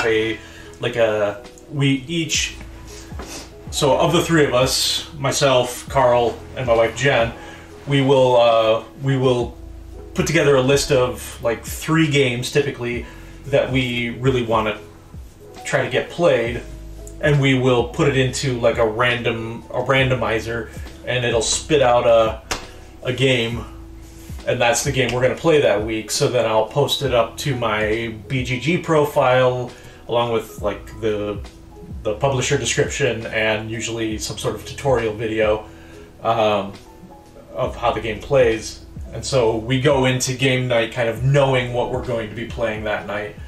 So what we're talking about right now is we just finished our last kind of round of games. Oh, we're gonna finish it up this week. We're gonna finish it up this week. Yep, we got Mombasa this week. So we need to get a new list going. Yeah, I think I've got it narrowed down to about 15 games that I need to narrow down to 3 or 4. Right? There's so many good games. I mean, even games we've played recently that I'm excited to play again. Like just a couple months ago, we played Ankh: Gods of Egypt. Yeah, and it was really good, but it was like it was a tough learn for a first play. Like there is nuance in that game that really it does some things that are very different from what and I could see totally playing it differently after playing it once to learn it, and so that's one I'd love to play again. I don't know if it'll crack my top 3 to get on the list for the next few months, but I will say that one would probably be a good one to play on stream with the giant minis and everything. Yeah, would be pretty. And I've heard it's a really solid 2-player game too. Yeah. Have you played Castle Dice? I have not. What's that one like? Oh, I can picture the box. It's like a gray box. It looks like a castle. It says Castle Dice on it. But that's all I know about it. That checks out. Yeah, I remember seeing it, but never played it either. Just an excuse for him to get to see us again, like leaving something at a date's apartment. Yeah. Glenn? Stanza. Yeah. That's true, yeah. He's making sure you're going back to Gen Con next year. If we don't go to Gen Con, he's just going to show. He's going to drive from Iowa and just show up and be like, all right, I'm here, we're playing games. Yeah, we'll do an at-home convention. And Glenn, who I don't think is on Twitch, otherwise he'd probably be joining occasionally. He's on Twitch. He's on my follower list. Oh, okay. Yeah. So he's actually the guy that got me into board gaming years ago. Just brought. I don't even remember the games, but he brought. I know King of Tokyo was one of them, and just a bunch of light, fun games, and we had a blast. And then from there, bankrupted my family. It's fine. No, it's not that bad. I don't officially have a problem, but no. That's true. He got you into gaming, and then you brought us in, and so it's been.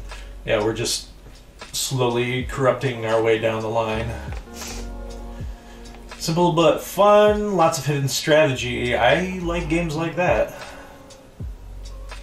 was gonna say I've chatted with him, I think. Glenn? He doesn't show up in chat very often. He'd probably be Big Ham Sandwich? Big Ham Sandwich, usually. That's what he goes by on most things. He's in the Discord also, but I don't think he chats too much. He's pretty busy. He works in the healthcare industry and has been little busy the last couple of years. Yeah, but sorry, kids, no Disney. We have board games though. Yeah. What more entertainment do you need? Yeah.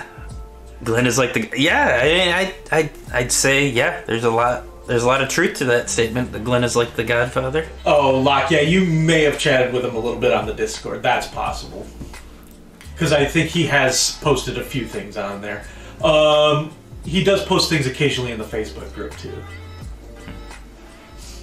So you might see him in the Facebook group. Problem with Glenn is though this is a family friendly channel, so you gotta. Glenn's he's got to rein it in a bit.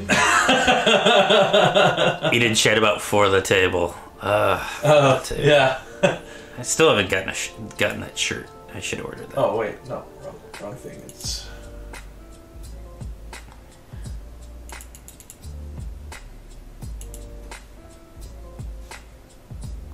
Oh no, that's a lot of them. How do I can't send from over here. We'll put it in later.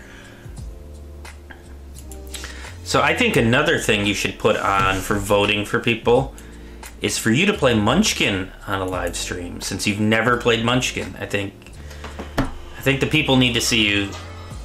Now that you're an experienced, well-versed board gamer, to play Munchkin after having all these other games under your belt to see how you feel about it. I will play it. Yeah. I can't imagine I'd go out and pick it up. No. But I don't think... I think I could... I think I can enjoy myself no matter what game I play. Exactly, yep. And that's what I think you'll find. Like, Munchkin was one of the first games that I got. It actually was probably one of that first group of games that Glenn introduced me to, and we have a copy of it. And I didn't realize until the stream you had a few months ago that you had never actually played it. Yeah. So I think it's kind of like a baptism. Rite of passage. Yeah. We liked our X-Men Munchkin. Played it once. I have Munchkin Legends, which is like the mythology version. And then we have a bunch of like expansion packs because when my kids were younger, they were really into it. So we got like the Love Shark pack and just weird random stuff that you can mix in that don't match at all with the base game that we have. But, but yeah, we enjoyed the plays we had of it, and then kind of developed into this. But but similar to you've never played it, but it's probably been a good 5 years since I've opened that box. So I'm guessing, but it's been a long time. So it would be an interesting experiment for me too to see if I still enjoyed it. Data likes Munchkin. Jen says we're totally getting those shirts for the next Gen Con. The For the Table t-shirt.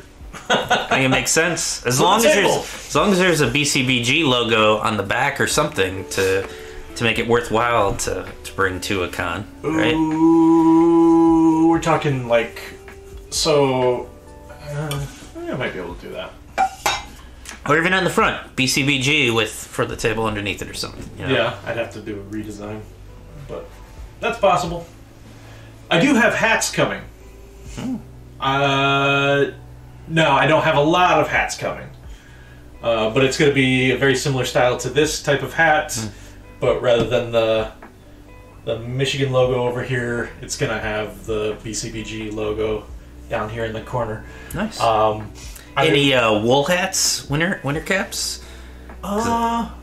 I don't wear regular hats because my beautiful, ridiculous long hair can't be covered. But when it's cold out, I will throw a stocking cap on. Yeah. No, but I can look into that. I mean, don't do it just for my one purchase, but whatever. Well, if it's a print-on-demand thing, it doesn't cost me anything to do that. The hats, these hats did. These hats I had to actually buy. Did not get into Munchkin TCG. So I think it was the. That was an Eric Lang, wasn't it? Yeah, I think he might have been. But 3 years ago, I think it was 3 years ago at Gen Con, that was like the big push. And I remember I came home with a 4 to 5 inch stack of cards for the Munchkin TCG that they were just giving out, like, oh here, take these. And it's like and since that con, I've never heard anyone talk about it since. No. Yeah, I don't know a single person who's ever played it. Again.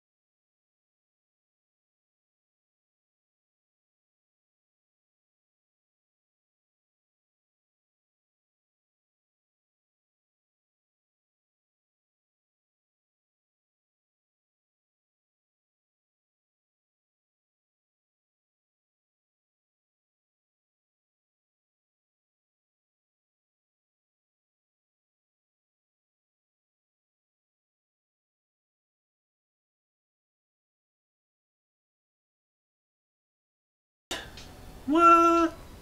Oh, because you switched the camera view? Because I switched scenes. Are we back with sound? Thanks, guys. Unfortunately, you guys missed the most in-depth board game discussion that's probably ever happened on any stream, on any This is just a tribute. platform. Yeah, and sorry, we can't repeat it. It was too big to repeat. So maybe on a future stream, maybe on that stream where Clay does his whole shelf, if he gets enough, he'll recreate. Well, I won't be here, but you will share your words of wisdom that you just shared that no one could hear.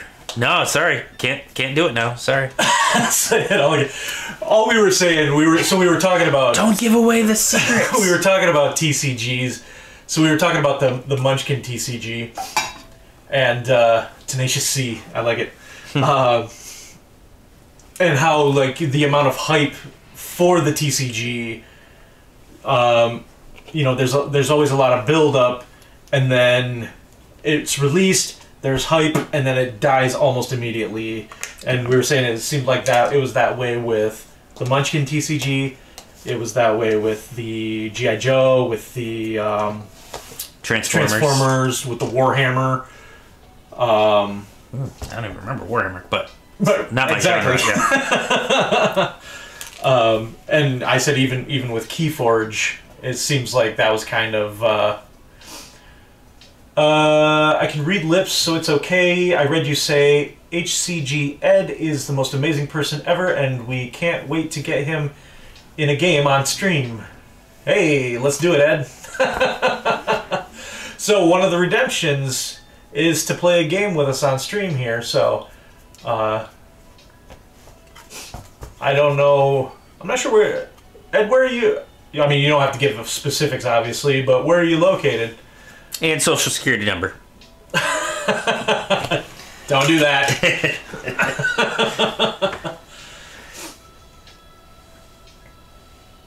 Warlord, now that's a throwback CCG name drop. Yeah. But we were saying with Keyforge, the year that Keyforge came out, there was hype all over Gen Con for that. And I bought into it. It's right behind you. Yeah, we both bought multiple decks. Clay's at least played it once. I think when we were out, I mentioned I bought a few decks of Keyforge and have never cracked them open. But I don't regret it because it's a game, again, with the standalone deck. At any point, I could crack them open and play a game. So right. It's not like an actual CCG where it's 3 years later. I've missed the window, so you're playing with an obsolete deck. Yeah. I mean, there's possibility for that still, but that's the main reason why I was okay with getting into Keyforge was the fact that it's all pre-built. Yeah. Oxnard, California. Okay. The moment I read Keyforge wasn't designed to use constructed decks, I didn't want to touch it. So you like the deck construction part of the TCG? Is that part of the draw for you? David says I like living card games more. I've tried the Lord of the Rings LCG and I have the Arkham Horror LCG. I'd be curious to try Marvel Champions. That's the only one I've actually ever played. Yeah. And it was only one time, so by no means an expert at Marvel Champions, but I thought it was really good. Yeah. It reminded me, I think I've told you this, it reminded me a lot of the gameplay style of Aeon's End, which is one of my favorite games ever. And don't spoil your top 10 now. No. But Marvel Champions is one of those where if I hadn't already bought into the the Aeon's End experience, I would have probably dove right in and been one of those completionists that would have a 20-pound box of Marvel Champions cards because it was really that well done. I really liked it. Yeah. I mean, I love the theme too. I mean, who these days doesn't at least halfway appreciate Marvel? Right. And what they've done thematically, so. Yep. I agree.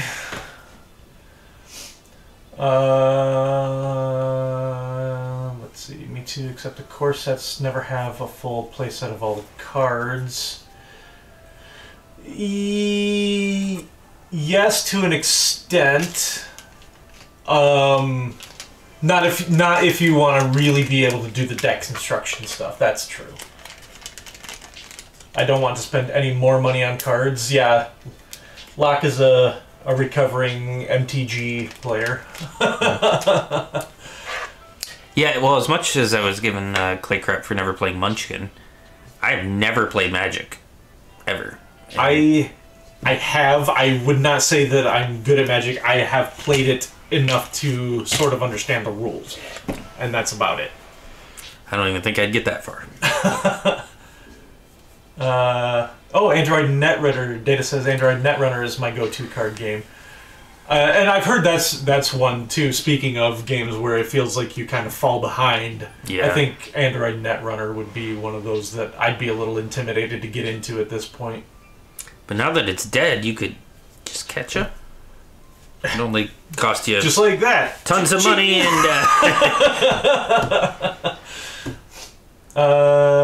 I just bought my daughter 2 Card Fight Vanguard booster boxes and picked up 5 different starter decks for Christmas. Ooh. Very cool. Nice. I miss Magic, but I won't invest any more money. Yeah, that's fair. And I've thought about picking up just like some. They've got like I think they've got one, like a set out that's like the game night party pack where you get like 5 decks. Just ready to go. Almost like a Keyforge type of thing, and we sit and just... Because I think the game is good. Yeah, I mean... I just don't... I don't have the time, money, or desire to build, like... Yeah. Build a deck or construct the stuff the way that it would need to be for me to play with that level of people that would want to play Magic with. And there's only so many sub-hobbies within a hobby you can have, right? I mean, you've already got, obviously, board gaming, you've got your D&D, you've got your channel, you've got painting, and you've got plenty of sub-hobbies within the board game. Yeah. Or just the gaming hobby itself. That's true. You add even more to that, everyone you add takes away from the others, right? So it's tough. Time is a virtue. Yeah. It's we need like I said, we need more days in the week. Yeah. Or as I think Jen always says, you just need to win the lotto, right? And then well, sure. Yeah, that'd be that easy, right? Yeah. Then we can just play games all day. I missed MTG Top 8 in a Star City Games tournament in San Diego years ago. Oh, by 0.0001 or something crazy, because 8th place opponents did a little better than my opponents for the tiebreaker. Ouch. I mean, that's still exciting. That's heartbreaking to to miss it by that much. I believe that tourney had almost 200 entered. Wow. Nice. Yeah, and Locke says he'd be down for an MTG night. I mean, I think it'd be fun. Why haven't you won the lottery yet? Come on, Clay. We'll try, but statistics and everything. All right, guys, it's getting late out this way, so I think we're gonna wrap things up here. We are gonna be. I'm confident I will win the lotto jackpot soon. I can feel it. Excellent. I will call work tomorrow.